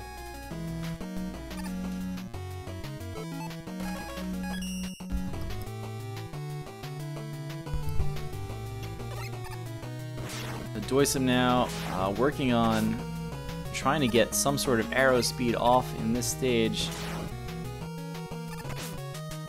Not the easiest screen to arrow through, but he makes it. And of course, it wouldn't be Mega Man 5 without not only the 1-up drop from the plane, but the 1-up drop from Eddie. The arrow does clear a very happy missile launcher, raising his arms. That could deflect the arrow, which would make Mega Man almost certainly fall onto the spikes, which is not what you want to have happen there. Meanwhile, over in Skullman stage, Lightning also opting not to do the balloon zip. Very interesting, we saw 2 runners here get the balloon and then never use it. That is interesting. It really doesn't save that much time, like he said, unless you intend to do some of those zips or sections like in Ringman stage or in Skullman's. But it does. I guess it saves some time in Pharaoh Man, but that's really not, in the scheme of things, it may not be the most important thing for this section. Oh, not even. It's very close to even.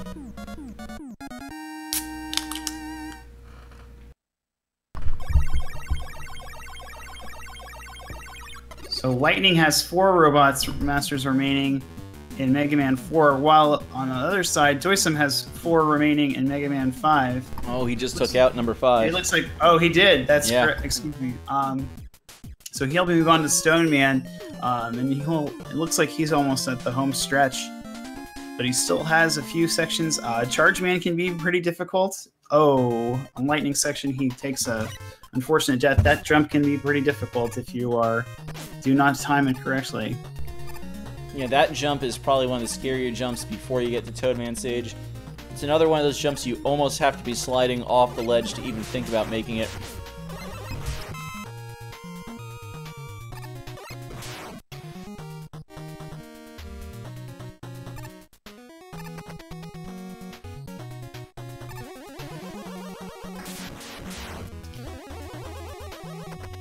It's neat. It's interesting how you don't really see anyone grabbing the letters because you don't need to, but just to point out something, that this is the one stage where if you were to play this casually, if you were looking for the letters, you might have a little bit of a difficult time because it is a little hidden. It's kind of off the beaten path. Can be very difficult, but no need for it here in 46 Robot Masters, but always a little something interesting to point out. Yeah. I think Stone Man's letter is the only one that's not visible if you just go through the stage. Yes, you are correct. Okay. Nice setup by doicm. He's going to skip this section with the super arrow.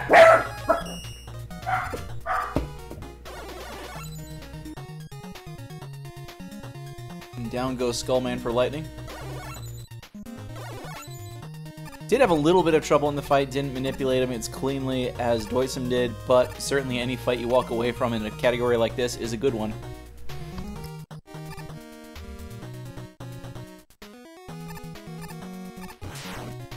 So yeah, if you're just joining us, the real story of this race, Lightning having a little trouble with Elec Man, a game over at Iceman, and, well, we're just going to burn the tape of Gemini Man stage. So doicm having a few deaths, notably in Toadman stage, actually, but powering through up to Stone Man, almost through with Mega Man 5. And that is where we stand.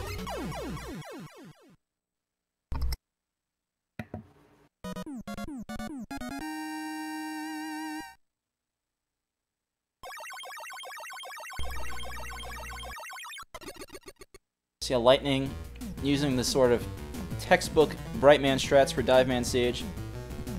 It does freeze the whale at a very awkward spot here, so it's a pretty small hitbox.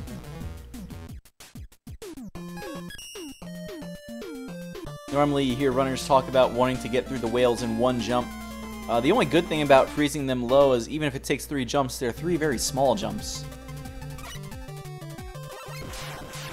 That is a good point. How if you do spawn it too high or stop or use Bright Stopper when it's too high, you can't really get a good cycle of inputs.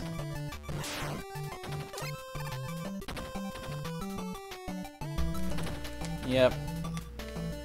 Interesting. Another cool thing to point out about Dive Man stage is those stingrays have really interesting hitboxes. If you walk over them, you can get hit, but if you do slide over them, and we'll see in a section here if Lightning indeed does this, you can indeed slide over them where you would, if you were to walk, it would hit you, which is so worth noting. That's actually not a problem with the Stingray hitboxes. That's Mega Man's hitbox at work for when he's sliding. Oh, okay. Yeah, the Mega Man's hitbox when he's sliding actually comes off the ground a little bit. It's part of the reason why when you are sliding under a crusher, Mega Man's actually a little squishy in this game. There's a little bit of give before he actually gets crushed as a result of that hitbox change. My mistake. He doesn't Not have a much problem. health. He doesn't have much health going into this fight. But let's see if he knows. You can manipulate. So Dive Man has a couple of patterns. If he does 3 attacks that are the same, ooh, that's an unfortunate. He can do a little variation, but he'll normally, or usually, he'll do 3 attacks that are the same and then fire a missile. But he can do 2 attacks charges in a row, or 2 missiles in a row. It really all depends. It's all based on your distance from Dive Man. As long as you stay relatively close to him horizontally, he will always use the torpedo attack. He will torpedo himself, I should say. If you have any distance from him, except that one to start the fight, notably. Dive Man will just, I'm sorry, that ends of the fight with doicm and Charge Man was very shocking. That was a very clutch win. Yeah. For doicm. Just saw the pause to cancel the Power Stone to unpause, and all of a sudden Charge Man was exploding. But yeah, if you're, except to start the fight, if you're close to Dive Man, he will charge at you. If you're far from Dive Man, he will fire torpedoes at you. He will only do the same thing up to 3 times before he will do the alternate option, so knowing that, you can just stay close to him and pummel him with the shield, and it's not that bad. So doicm into the last Robot Master of Mega Man 5. Wave Man. I don't know if he knows Bubble Skip at all. I was just wondering that as well. He hasn't employed too many zips, but the ones that he have been pretty good, valuable time savers. So if that pattern continues, we may see a Bubble Skip, or possibly even. Well, I guess there wouldn't be a huge time save with the boat skip.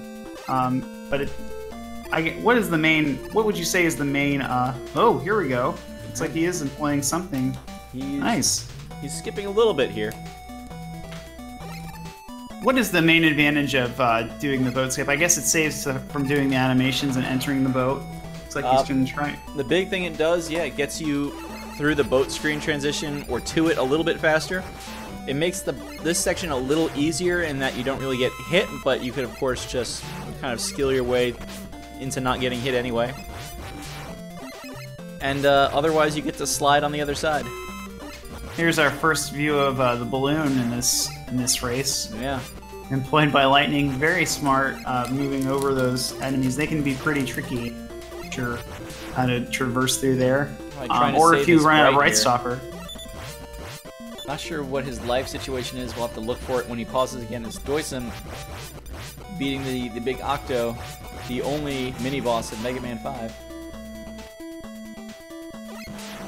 He did grab an E-Tank, so hopefully he remembers to use it before he goes into this Drill Man fight. That's true. He cannot get bodied, and he has no lives left, so he should really... And there he goes. There we go.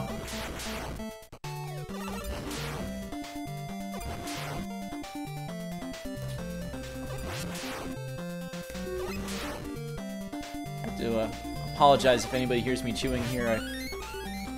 Somewhere during Mega Man 2, I realized I was still hungry. And I've been waiting until now and trying to resist the urge to eat something.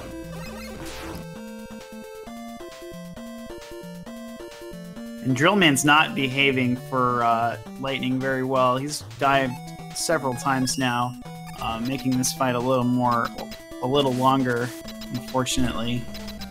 The only thing you could say about that is he treated both runners equally at this point.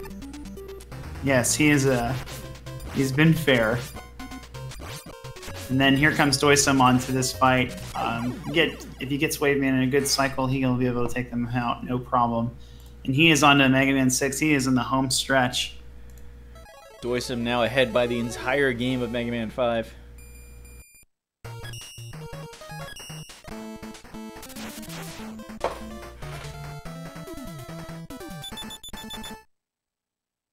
So he's opting for Wind Man first. We have seen Flame Man first, but he is going to go the opposite, the different route.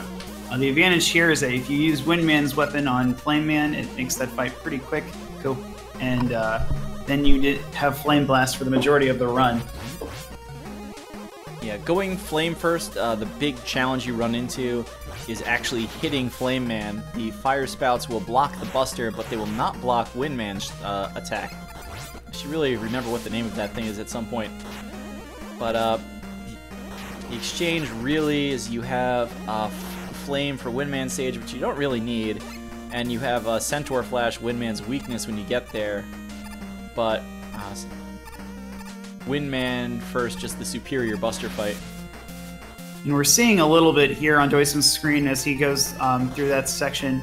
The main difference between the slide mechanics of Mega Man 6 and its prior sliding Mega Man games is that you cannot jump out of a slide. You must cancel your slide and then you must jump. So that could be something that could trip up some newer runners or current or longer term runners as well, if they do forget for some reason to jump out of that slide or cancel it, rather. Just a lot of places to just sort of not be thinking completely. Maybe you're excited you're at a Mega Man 5, you've been used to that for a while now, and all of a sudden you can't jump out of those slides. Interesting strat, damage boosting off the spike, off the fish, on walking onto the spikes by lightning, and he is through that section, and he should begin Mega Man 5 here pretty quickly, pretty soon. Mm-hmm. Yeah, I don't think that was necessarily an intended strat so much as that was his road to recovery. Sometimes you just gotta think on your feet. Improvisation is the sign of mastery.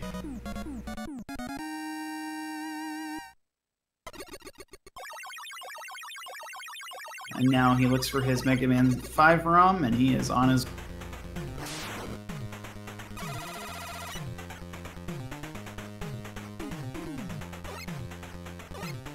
And as Lightning begins Mega Man 5, doicm is completing his first of his final 8 Robot Masters.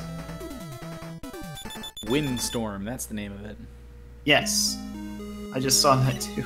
Had to go back and actually look at the Twitch delayed restream to get the name.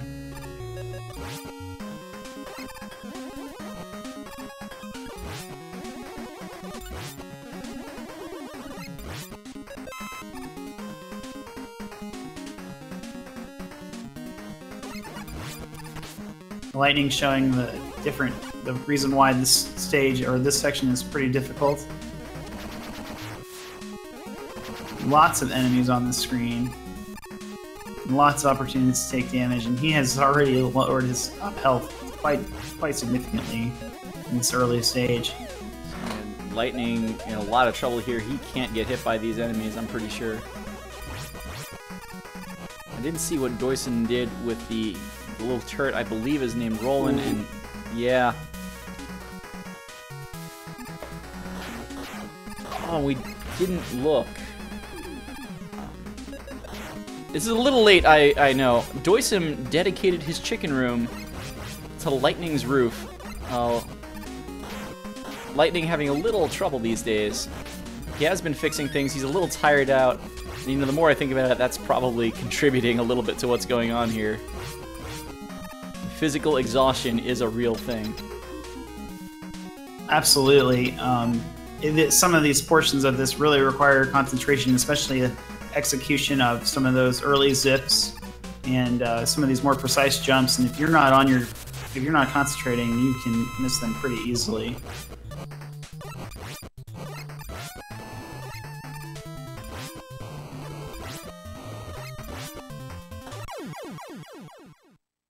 Good guy doicm smiting Flame Man.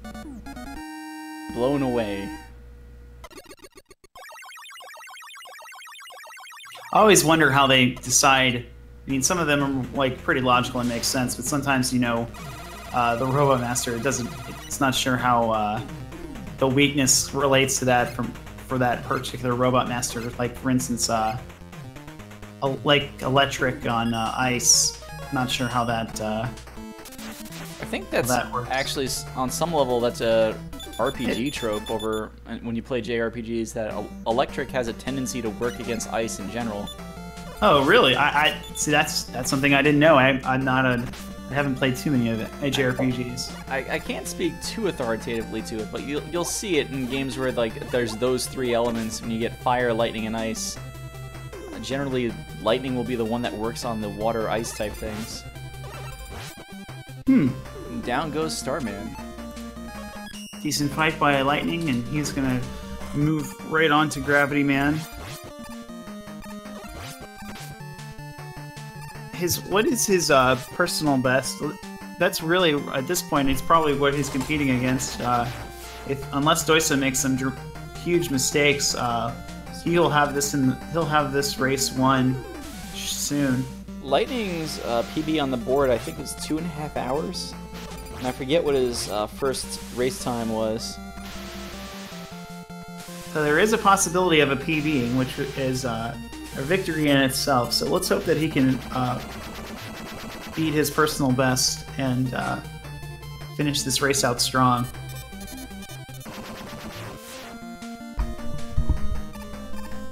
I don't think we're going to see an attempt at the bomb skip from doicm.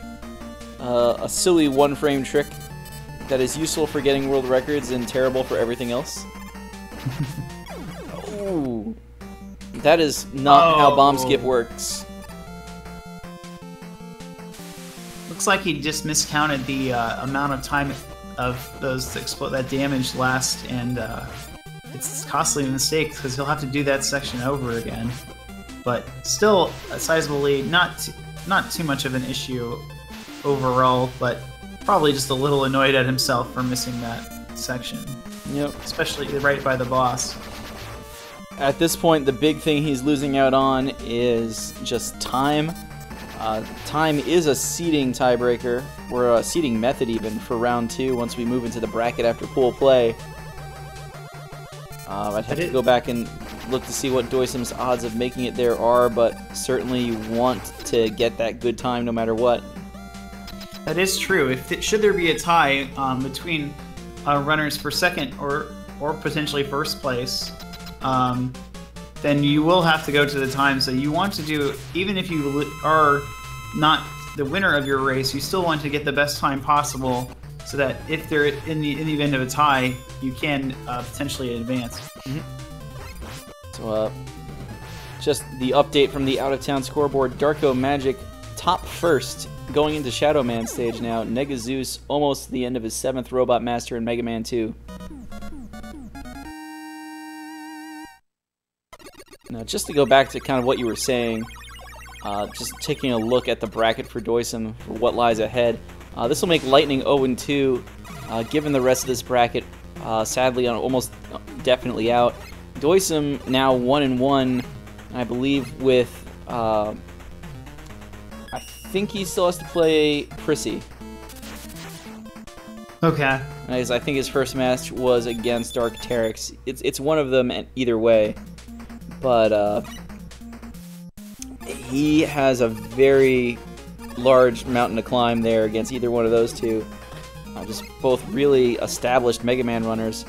Of course, as I say that, he is pushing a sub-2 time here, especially if he were to kind of clean up some of these other stages. He could easily pull it off. So his chances are not completely out, but he's going to have a nearly perfect run. Lightning, on the other side, on lightning55, didn't put his super arrow too high enough, and he had to do that section a little slower than he had probably wanted to.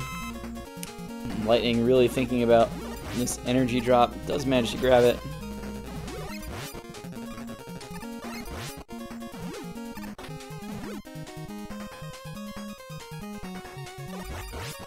See if doicm gets a 6 at one jump. Oh, well, just about. 4 on the first time. So he's now onto the infamous plant form screen.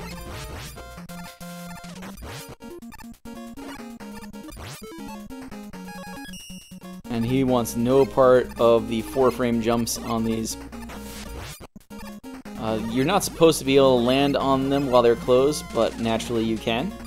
So you'll see some of the top tier Mega Man 6 players not bother with opening these platforms. They'll just jump along.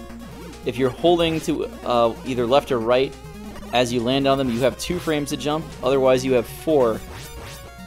Either way, not very many. Those are very difficult jumps, and in the end of the game, if you're already at this point, it's probably best just to avoid that and take the safer route. However, let's see if doicm employs the hitbox. Looks like he's trying for it. Just went a little early to try and get past that one section. He's going to go back to the screen with the letter on it now.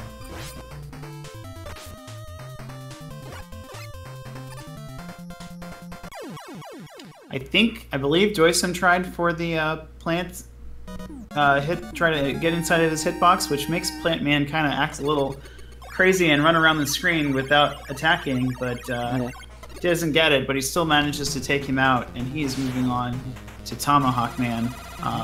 Two quick Robot Masters in a row with Tomahawk and Yamato. Very short stages, so he could still get 2 hours, under sub 2 hours, but he has to hurry if he indeed wants to do that. The way I've heard it explained, if when the Robot Master decides to go to the next pattern, it will kind of check to see, all right, is Mega Man to my left or to my right? And so if you stand directly inside and the answer is middle, the Robot Master just does not have an answer for what to do next. And so it just starts running around the room aimlessly, which lets you get in lots of hits for free, basically. For massive damage, as they say. Having reached Gyro Man, Lightning easily dispatches him.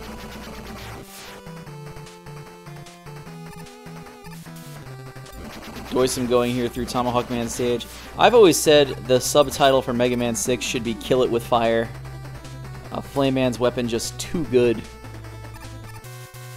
It does deal a lot of damage. It is 4 times the amount of the Buster Cannon, which makes it very valuable on several of these mini-bosses, as well as regular enemies, where you would normally have 4 hits, it does, or 4 hits with the Buster Cannon, it just does 1. Yeah, more so than that, it's just the fact that you can fire 1 shot to get that 4 damage in. Looks like Lightning's gonna go for the Crystal Skip. Let's see if he does it correctly. Hopefully he has enough lives. Yes, he does. This is Mega Man 5 after all. That is true. Oh no. He's gonna have to kill this guy one more time. And he knows he doesn't want to kill the cup, because then that ball will start bouncing around and weird things can happen. And he actually runs out of Super Arrow. He's gonna have to make a call here.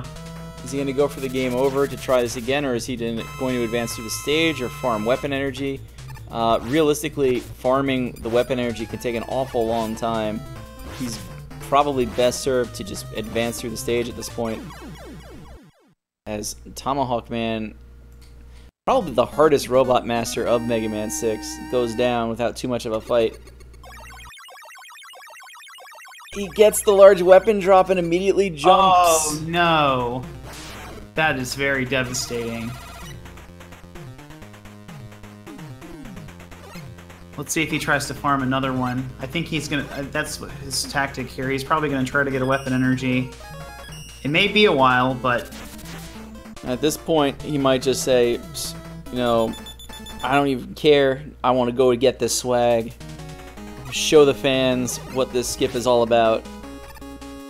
So that actually has a couple of setups I've seen. So the one that he was trying was one to the right, to the left, one to the right, and then another to the right, I believe.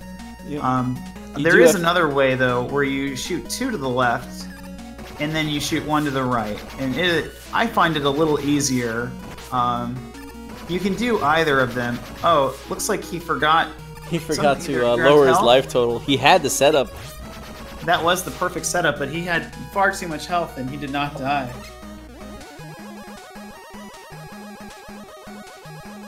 You've got to wonder if fatigue is starting to play into his run. Probably a little bit.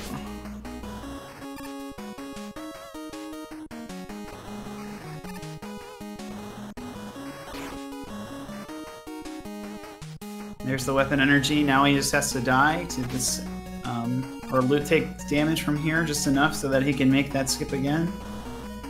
The important part of this skip is that when you place those, it is pixel perfect, but you can set it up with these 3 arrows so long as you are on the arrow as you're shooting it. And it is a rapid succession, and it looks like he's going to get it here finally, and he'll progress to.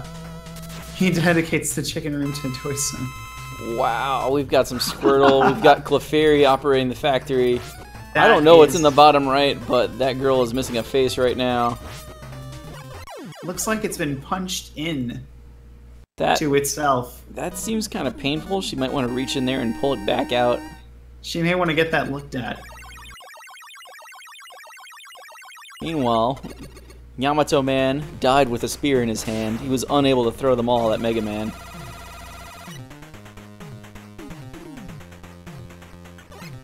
But shoutouts for the dedication, as he does get the crystal skip and removes all of the graphics and GIFs from his screen. The time-honored tradition of spamming GIFs and images during that crystal warp. By time-honored, I think I mean for the last week or so, but hey, you gotta start somewhere. I think normally it's discouraged to do that during a race, but, you know, I don't want to speak entirely for speed gaming here. I think this might end up being the exception to the rule. With the luck that Lightning has had, I think we'll allow it. Oh, that too.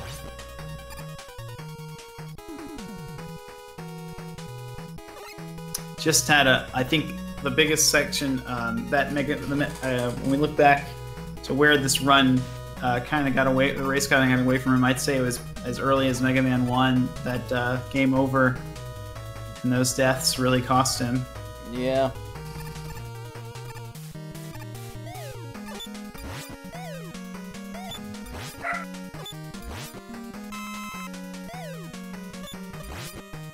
doicm having a pretty good Nightman stage so far. Those spears alternate whether they go slightly up or slightly down.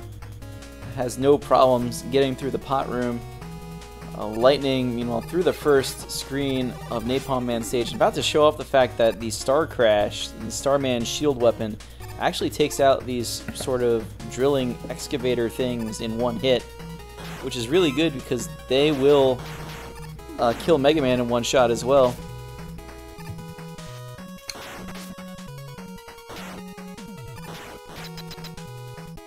Those can be tricky. If you're misstep, they may spawn right at the last section, and you're not expecting it.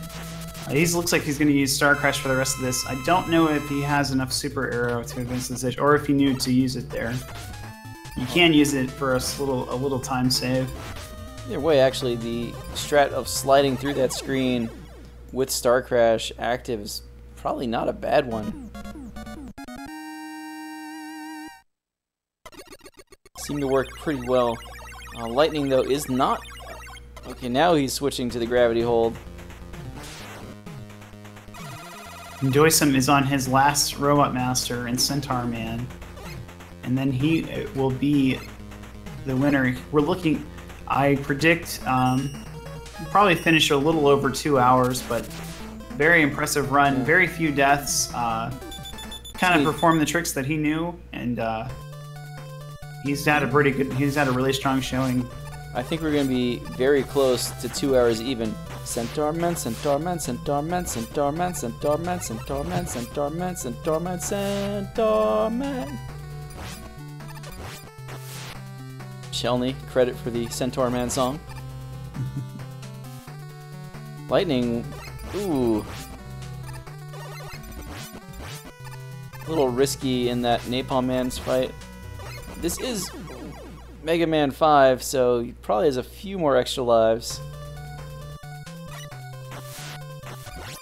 doicm kind of losing all hope of the 2-hour time there. Yeah, that was an unfortunate death. The water physics can kind of mess up your rhythm, and with in the game already where the slides are can be a little difficult to pull off. And can you cancel your slides underwater in Mega Man 6? I believe so. Or jump out of you already can't jump out of a slide, but I think you should be able to cancel them if I remember. Yeah, I think you can almost always left cancel your slide, if not A cancel it. The only difference, I think, when people would A cancel over or left cancel is on Blizzard Man stage, because it will actually push you forward if you push A over this. Here comes an interesting, let's see if he does it, a little damage boost so he can skip this portion of Centaur Man stage. But he kills that enemy, so he's going to have to make that jump and wait, but it doesn't waste that too much time. And he is almost through the stage and become the winner of this race. He's about halfway through now, so he's hit the checkpoint. Doesn't even care that A gave him an E-Tank. Just wants to get to the finish line as fast as he can now.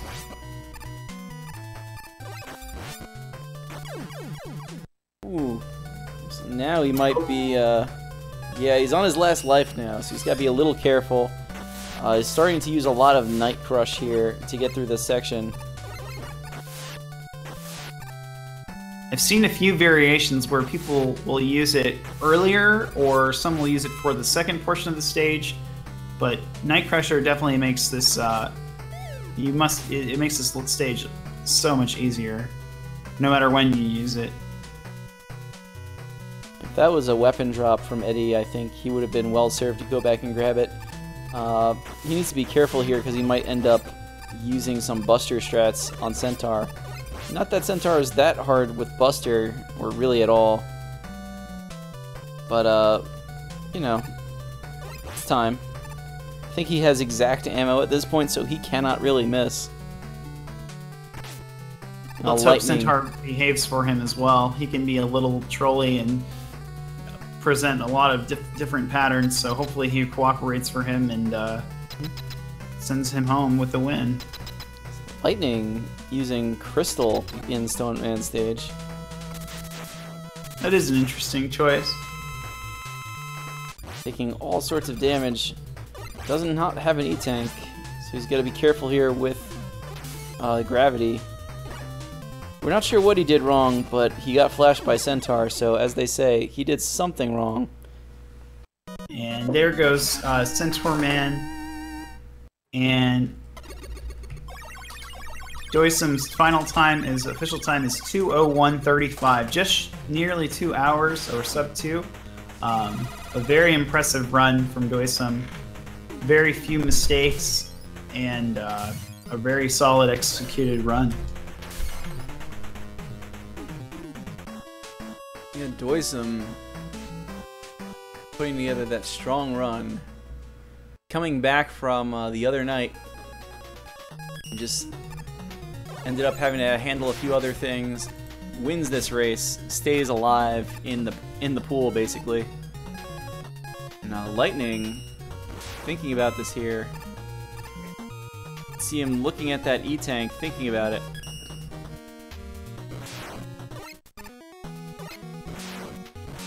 Has to be very careful with the Met babies. He's probably hoping to get a life drop there. I don't think he has any extra lives, unless... No, he did pick one up during the stage. By the end of Napalm Man, Lightning was out.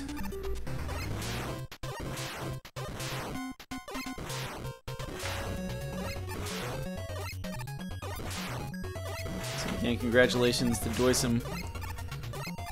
Yes, very well done. Lightning having to be very careful here.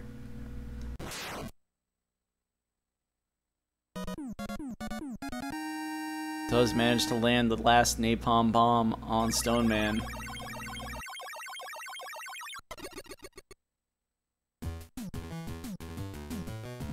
Only 2 more Robot Masters.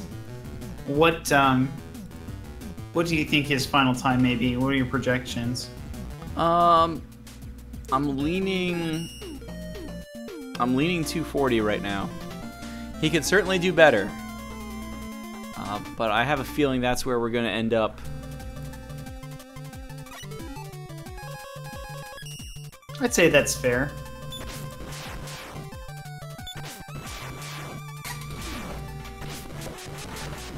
And this first screen from Charge Man stage can be very deadly, and you can already see Lightning already almost out of health. Not taking out those enemies can just kind of lead to a situation where those explosives hurt, as it turns out. Most, you see a lot of runners using a gravity hold there just to get rid of them and send them skyrocketing to the upwards. Those logs, a great place to use the super arrow. And once again, Lightning's chicken room is dedicated to this race's actual winner, doicm.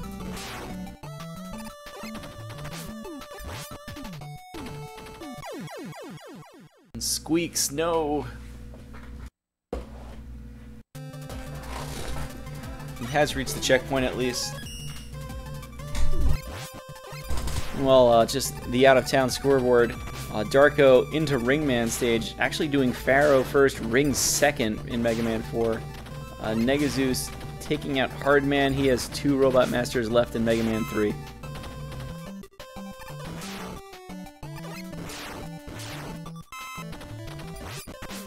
So looks like he's going to be doing Bright Man later then, huh? Yeah, Bright 4th is not terribly uncommon. In fact, I think Record has it 4th. I think the main reason for that, for getting it started, was basically to force oneself to not use Bright on the intervening Robot Masters, since Pharaoh is technically faster, but you have to basically use it expertly.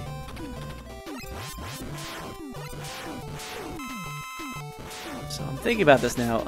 Unless Lightning has picked up another extra life along the way, he might be on his last Mega Man again. And you can see him mashing here. We didn't really talk about it before. Mega Man 5, all enemies have a brief iframe or 2. And yeah, in that pause you can see no extra lives. So all these all the normal enemies, you can't just mash them down. So the strategy... Go ahead. Oh, I'm sorry. I was just going to say, looks like he's employing that strategy to pause to reset the Power Stones. And hopefully he can pull this out, because if he doesn't, he'll have to redo this entire stage. And he seemed to be holding on for that as long as he could, but during that last section he kind of finally gave in to safety and used the E-Tank. I mean, it's now we're in Waveman stage, so this is as good a place as any.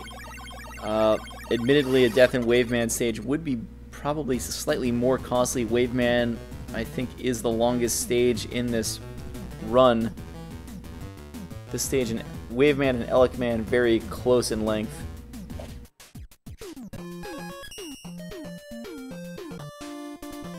Those auto-scrollers can really add up a lot of time to a large amount of time.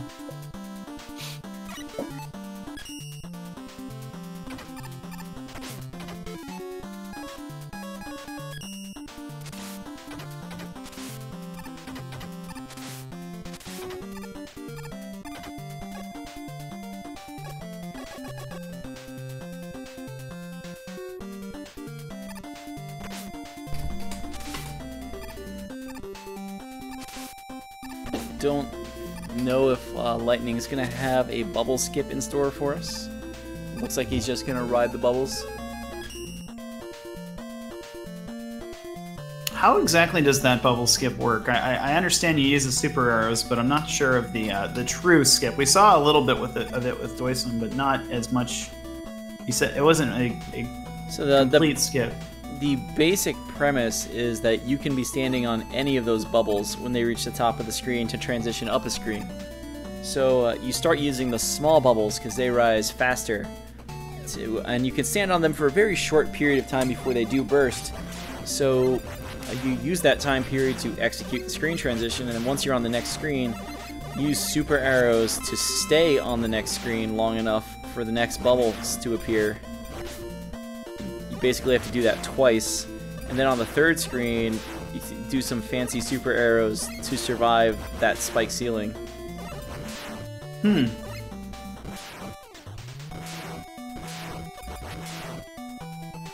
Lightning really needs a health drop here. Here comes our only mini boss. His wave with no health left is a really scary fight, actually. And he has not picked up an extra life, correct? Not to my knowledge. He's starting to get some life drops. The enemies are giving him the small ones. Still needs to get through the stage damageless, though, to really kind of maintain that. He gets his third small life drop, so he's up 6 points of health now out of the full bar of 28. Here comes the letter. Yeah, that's a tough pair to get under. Game graces him with another 2 small life drops, but looks like that's gonna be... Oh, one more. There is the Mega Man 5 reference. Couldn't have come in at a better time either at the end of the run. Literally the last enemy, and another! There's a reason they're called Mega Man 5 references, everybody. Alright, I'll let you take the Wave Man fight. So, he's gonna damage boost through that, so he gets right into his hitbox, and just kind of track him along the screen with the charge kick. Takes some damage, almost dead, nearly dies, and he is through to Mega Man 5 and on to the last game, Mega Man 6, competing against his PB. Let's see if he cannot get a personal best. He'll have to really go quickly though if he would like to get under 230.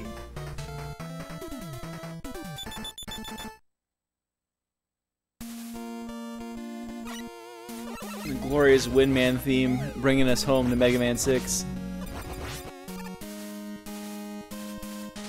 Does the do the leaderboards have a timestamp as to when they posted their PBs? Yes. Well, it has at least the date from the run, usually from the Twitch highlight itself. Okay. The reason I ask is I wonder if he learned the 46 specifically for the tournament, or if he was a prior runner of these games. He said he did the Mega Man 2 tournament. Yeah, I believe that was Lightning's first. Well, I'll call it his debut in speedrunning, so I don't want to say specifically learned this for this tournament, though probably started the idea of this. It's one of those things where it's just like, if you're a Mega Man fan, well, did you really learn 46 Robot Masters, or did you just decide to start getting better at them? That's a good way to look at it. If you have experience with this game, the valuable thing that you can carry into this tournament is familiarity with the stages, the bosses, and the mechanics of each game. And if you can kind of piece all this together, taking insurance and safety health here and an extra one up, but if you can piece all of those things together, you can make a case for this tournament and put up some really strong times like we've seen. Mm-hmm. The fastest time, I believe, was a 144 by Prizzy. Is that correct? Or is there one faster? Oh, I would have to go and look through the results again to find out. But Prissy is definitely on my short list of people I would expect to have really good times. There have been several within the 140 to 150 range. Oh! So Lightning is unfamiliar with how to deal with those spikes and the fans, and they send him straight into the ceiling, and that's an unfortunate death to take. But if he is to take deaths, might as well get him out of the way early, so that he can finish this strong. Mm-hmm. These fans can be really tricky to play with. We've seen a few runners, when they get there to the end, just continually get knocked off of the fans or off the ladders by these pandas. Every game has its like one or two enemies that are just overly difficult for no reason, and again with the one-up drops, the game hasn't realized that he's not playing Mega Man 5 anymore.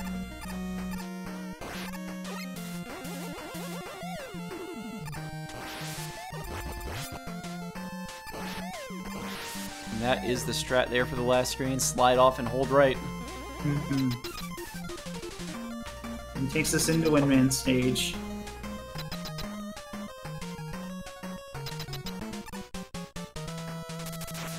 Up to the Windman.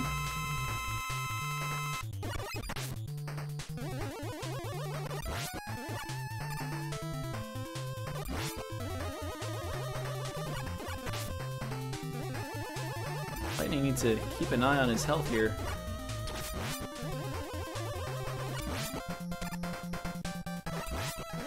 Windman a little tricky at least. Interestingly enough, if you're in a slide animation and you're charging Buster Cannon, apparently it actually charges slightly faster if you're sliding in Mega Man 6, from what I understand. And that is something that helps with that fight just a little bit and saves a few seconds. And Lightning gets through that with health to spare, and we're gonna move into the next fight, which is Flame Man. Slacking.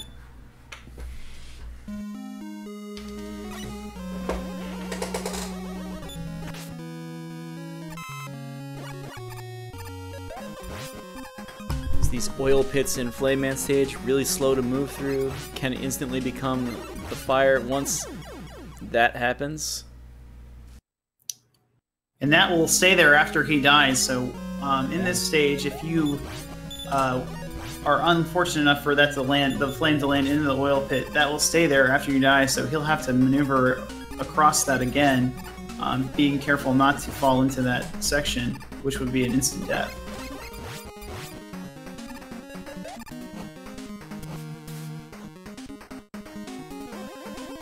Okay, made it through.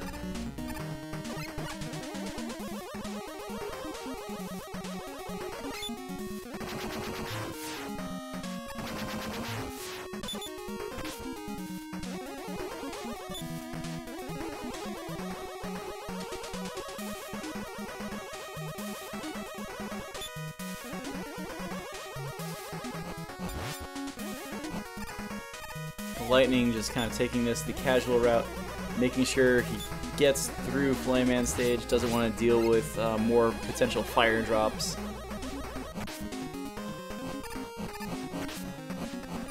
Charging towards the finish line.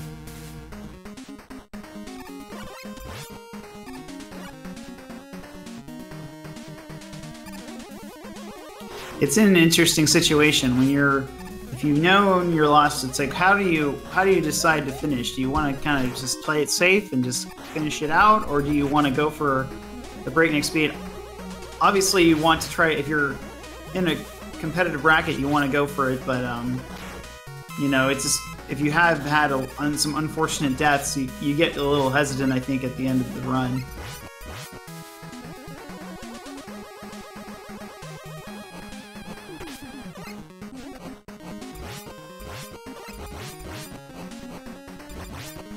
So he'll go through this, taking out every enemy individually, playing it safe, and going into Flame Man stage.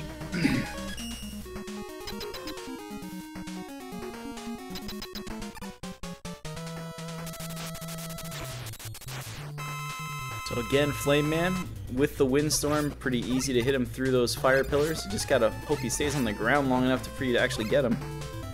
As Flame Man is showing off his skill at dodging here.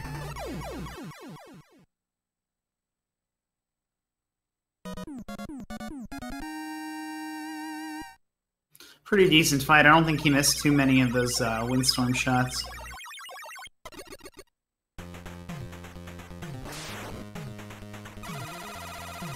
And we're going to move right on to Blizzard Man.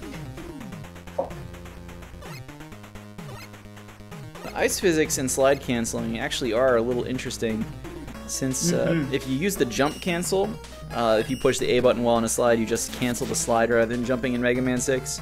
You will keep your forward momentum on the ice, which is a little interesting. Leads to a couple of spots where you can kind of take advantage of that to set up a damage boost.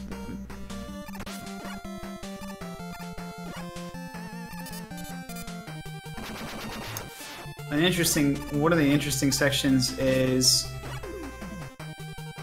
coming up, where you have to do a rapid set of inputs when you switch to the flame weapon around this area, the exiting of this screen. You have to do a kind of a rapid set because you can't jump out of a slide. You have to cancel and then fire your shot off to kill this last enemy. Let's see, right here by the ladder. Doesn't quite get it, but does get even more Mega Man 5 references. He's been pretty fortunate with those 1-ups. They've come in really clutch situations where if he had died, he would have had to start the entire stage over. So good luck is always a nice thing to have when you're doing a 46 Robot Masters run. See Lightning switching to Wind here. I'm guessing just to conserve some flame ammo. That's what I was going to say as well. Just enough so he knows he has enough for the boss, and potentially for the mini boss coming up as well. Probably not going to I bet we won't see a damage boost through it.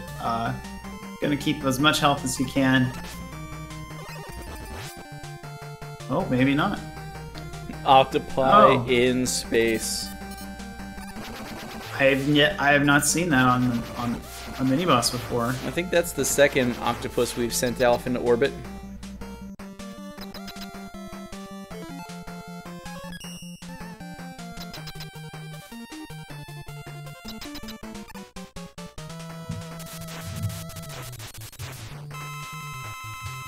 And so into Blizzard, man. Really, these rolls are what you're worried about in the fight, because every time he rolls, you cannot hit him with more fire. It just sort of wastes time. Meanwhile, whenever it snows, you get the chance to really burn him up. Yeah, if you're quick, you can get like a couple of hits in when he's during that snowstorm, the blizzard attack.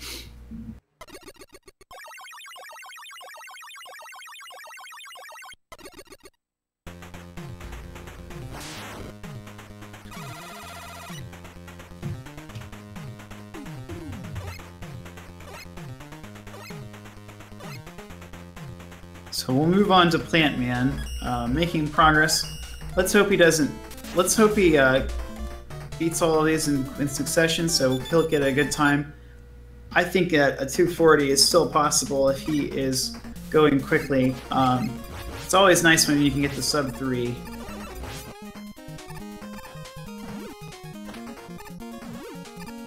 Yeah, he has 20 minutes to get there and 5 Robot Masters in the way. The bad part being that Tomahawk Man is left. That little freeze there looked a little weird. Given a couple of other things that happened in this run, I'm starting to wonder if his D-pad might be getting a little flaky. Either that, or if it really is just the fatigue starting to set in. Yeah, you have to wonder. It's not. The one good thing, if he starts getting tired, he might start playing a little slower, but not by much, and that might be enough to kind of keep him out of trouble. Gonna opt for the weapon and life energy here.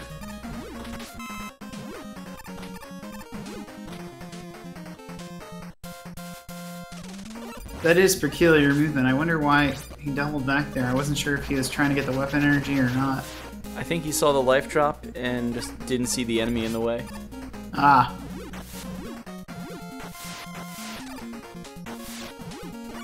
We're gonna start seeing the slow but steady springs.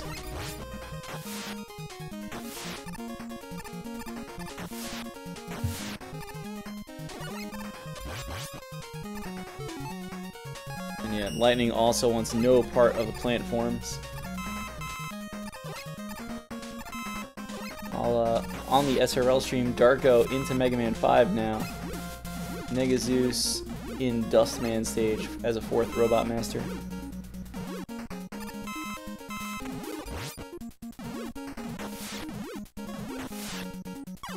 Yeah, Lightning at first kind of waiting there to try and line up that jump, but then started holding right after he had started going up on the spring. The timing on these springs are a little weird, and certainly it's very easy for a jump like that to happen. Plant Man stage, probably the most difficult platforming in this game. I would agree, especially if once you get towards the last section of springs, you kind of have to decide if you want to try to land on the platform right before the boss corridor, or kill that turret beforehand and then just move on.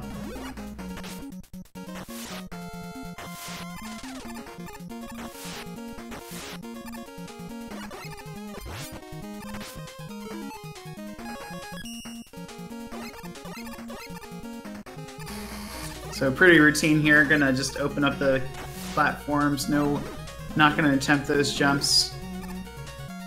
I'm gonna move right through this section. Taking it very careful. I don't think he wants them to death. I don't think he has too many lives remaining, but he has grabbed several extra lives throughout this run already.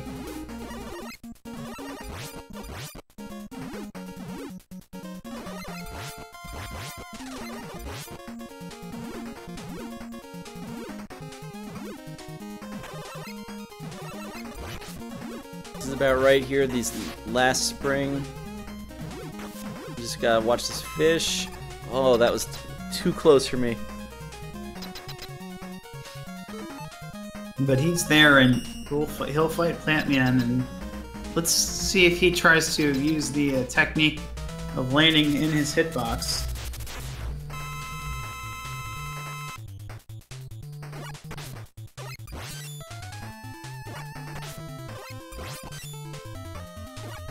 He's going to try to tank through the damage, taking a few hits. Does a significant amount of damage by landing on top of him. Yeah, getting bodied by Robot Master is never really a good idea. A good rule of thumb that I've found is never touch the boss, even in any Mega Man game, but especially in the later ones, including 4 and 5 and 6.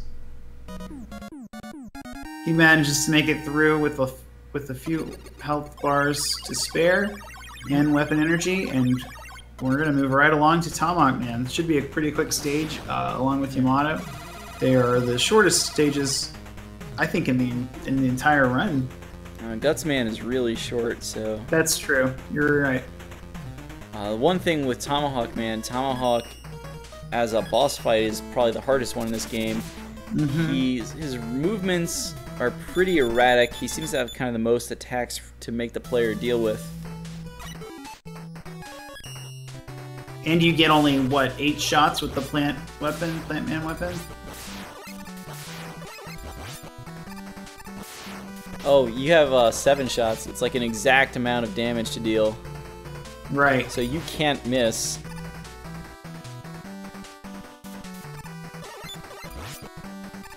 Lightning working the windstorm here. I guess it does make sense that lightning would bring a windstorm.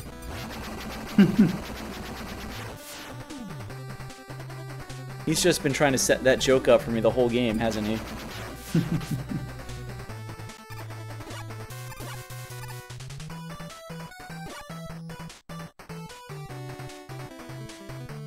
In the chat, rightfully so, recognizing Tomahawk Man's music as being really amazing. That sunset.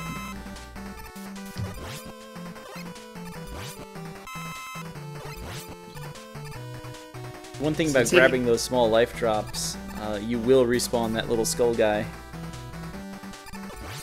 That's just mean. Agreed. Of the game. My favorite is always when they have enemies will die on spikes and they'll drop like large health refills or 1-ups. And then you're just sitting there thinking, can I take the damage boost and get that and get out of there in time? Right.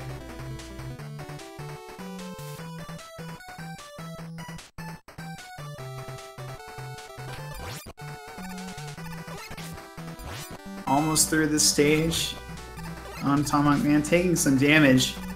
I have to play this very carefully since Plant Man's weapon is very close to your own hitbox, so you have to be very careful here in this fight. Yeah, and he did not pick up either of the E-Tanks available in Flame Man stage or Blizzard Man stage. Blizzard Man, I think, is the easier one to pick up. I was a little surprised when he passed it. He's going to find out that Flame Man's weapon not very useful. I guess just see how far he can take this fight before taking the death to refill his life meter. I think perhaps we saw him doing that intentionally, just so he could get a full health refill. Yep.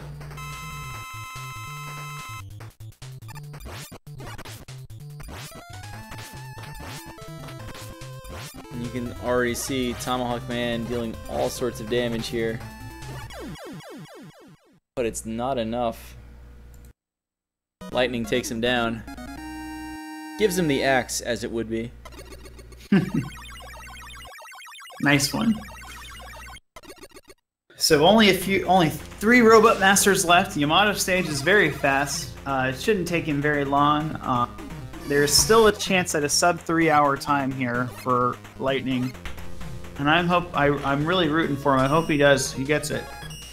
He's had a lot of unfortunate luck, but I think a sub 3 hour time would kind of give him a little silver lining to this run, all things considering.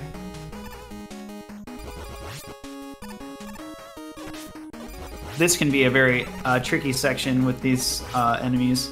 The speed run, the fastest strat is to get on this platform while you're shooting, but can be very costly because if you do mess it up, you will fall into the pit. But lightning takes a damage boost and goes through. It wouldn't be a speed run if the strategy was easy. That's right. One of the most important things to recognize is if you do ever decide to speedrun, that you got to remember that you know you're going to fail, and you should expect it. And when you do, I think that's when you start improving, ironically enough.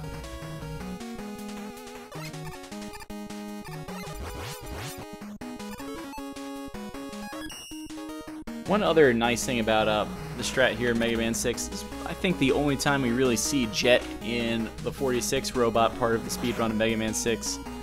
But if you are holding start as you select Jet or the power adapter, you skip the little cutscene the game wants to give you of Rush beaming in and kind of becoming the jetpack. You can still skip it later, but if you're not holding start, it takes a little longer to do. So it's one of those little things that can start saving time as you go. It would take longer if you were than if you were holding A, because I know you can and also skip that. I don't think I've tried it with holding A, honestly. So lightning, not able to dodge the last spear. He doesn't have too many patterns, Yamato, but if you don't recognize what it is, it can eliminate you pretty quickly. And also the added difficulty of aiming the tomahawk. It has a little weird trajectory, but if you get close enough, it really makes it easier to aim and shoot at Yamato Man. It's one of those weapons you just kind of get used to over time. One other notable aspect of Yamato Man's pattern, he will never do the same thing more than twice. So if he jumps twice, you know he's going to throw a spear at you the next attack. And just like that, you also know if he throws 2 spears at you on the ground, he's going to jump next. So you can use that to your advantage to sort of figure out where you're going to be shooting, how you're going to be dodging.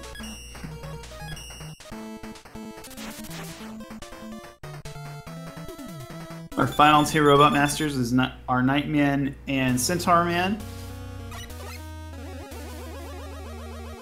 I think we'll see him play it in this section with the spike movement puzzle. I think we'll see him play it safe just to get through. He's almost at the end, and he has that chance of a sub 3 hour time, so I think we'll see him play it safe just to make sure he can get that time. He actually had a little bit of trouble getting up to it in the first place, so not risking taking that jump against an even lower ceiling.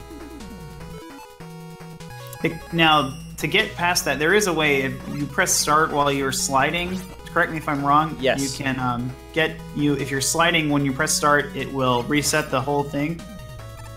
No, it's not that will happen. The ceiling's movement will simply continue while you are pausing and unpausing, so you can use that to basically, if you time it right, you'll hit the ceiling's normal point of it resetting anyway while the game's unpausing, and that's what sends it back up.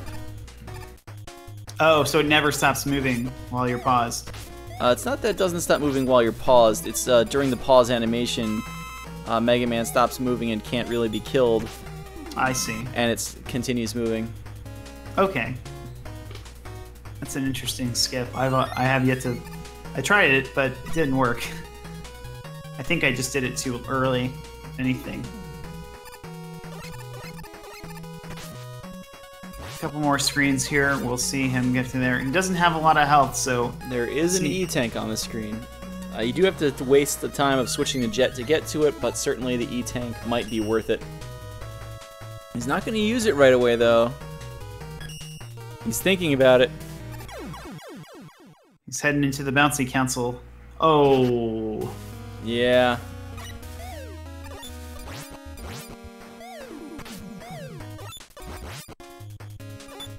Not sure if I agree with that decision. And that'll send him back quite a ways from where he was.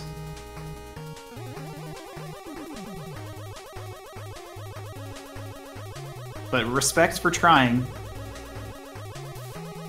Yeah. Just crashing right through these nerds. And he slides and he gets that this time. And now we're in the bouncy castle. I think this is why he didn't do the E-Tank. I think he thought that section... Well, even the bouncy castle, not exactly a free section. But he is almost there now.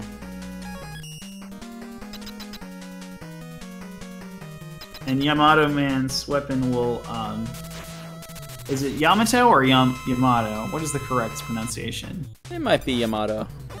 I actually have no idea.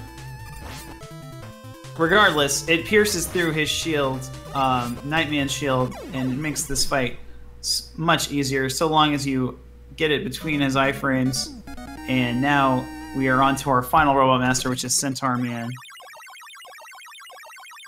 Lightning in that fight, making sure he hit with those spears, making sure Nightman wasn't about to jump over the shot. And your projection was pretty accurate. We're almost at 240. If he does a pretty clean stage, we should be able to see that from Lightning.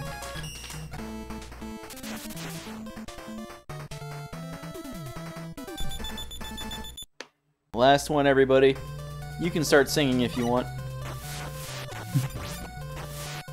Centaur Man. And I can't hear chat. This first screen of Centaur Man's really annoying. There are speed strats that are actually really cool. But certainly lots of death falling from above here. I've seen a few ways. So, I saw some plant strats from Baron. I'm a fan of the plant strats myself. That is a pretty good way to keep your movement going. What are some of the other ways? I haven't seen too many. I saw Ohan's run, but I can't remember exactly what he did. I'm referencing the one from GDQ. Yeah, Ohan and really I think most of the top runners actually don't use a weapon at all. They just use Buster. There's a lot of really tight jumps you can make to get underneath the falling Metroids. And well, when you're at the top tier of this game, you don't really want to switch weapons needlessly, so that's the main reason they also don't use plant in this stage at all. It's kind of useful, but there's not really a lot of it, and it takes a lot of time to switch weapons at all. Yes, from the last one, oh, that's an unfortunate death there. But yeah, like you mentioned, switching weapons in 3 and 4 through 6, taking you to a whole separate screen can take up a lot of time. So the less you have to do that, or you can do that, the better. Let's see if he can damage boost. Oh, he kills that enemy, so he's gonna have to wait. You can damage boost through this section, and then it'll save you some time, so you don't have to wait another cycle for that upside down waterfall. But he opts to take it safe, take the health here, and move through here. Damage boosting through this section. And to the checkpoint. Almost finished. Almost there. Really, that water screen was the checkpoint. I kind of goofed last time.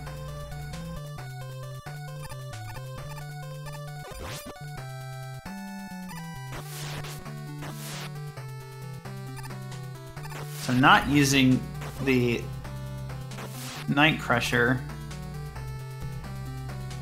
Might want to just be conserving the ammo on it, though Night Crusher's ability to be fired up diagonally is certainly very helpful.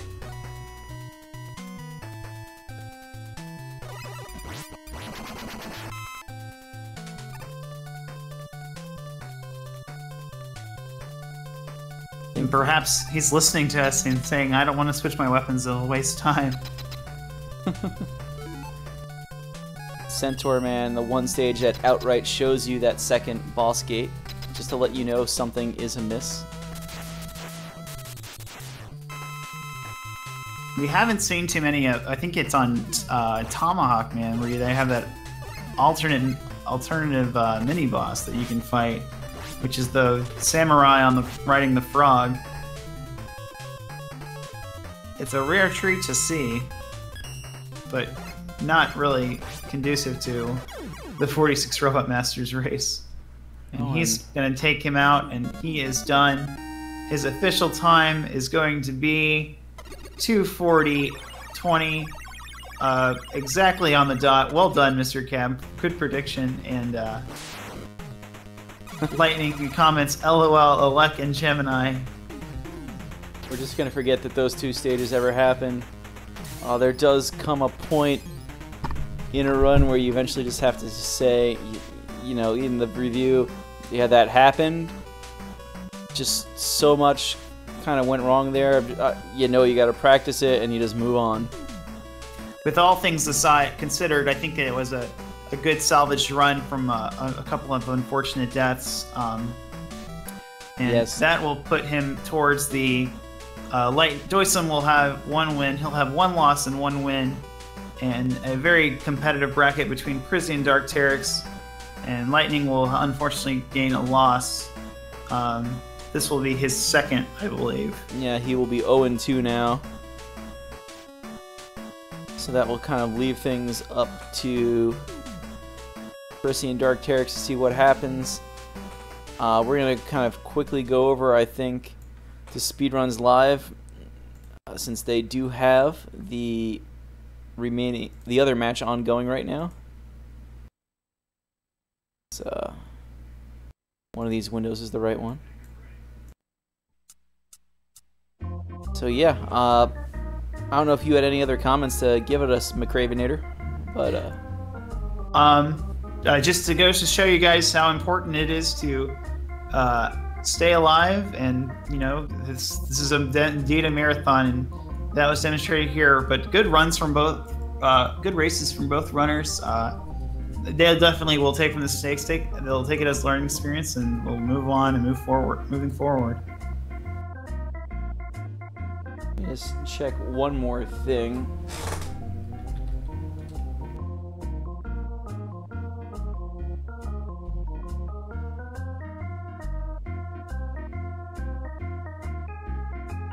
Yeah, I don't think we have another race ready to go right now.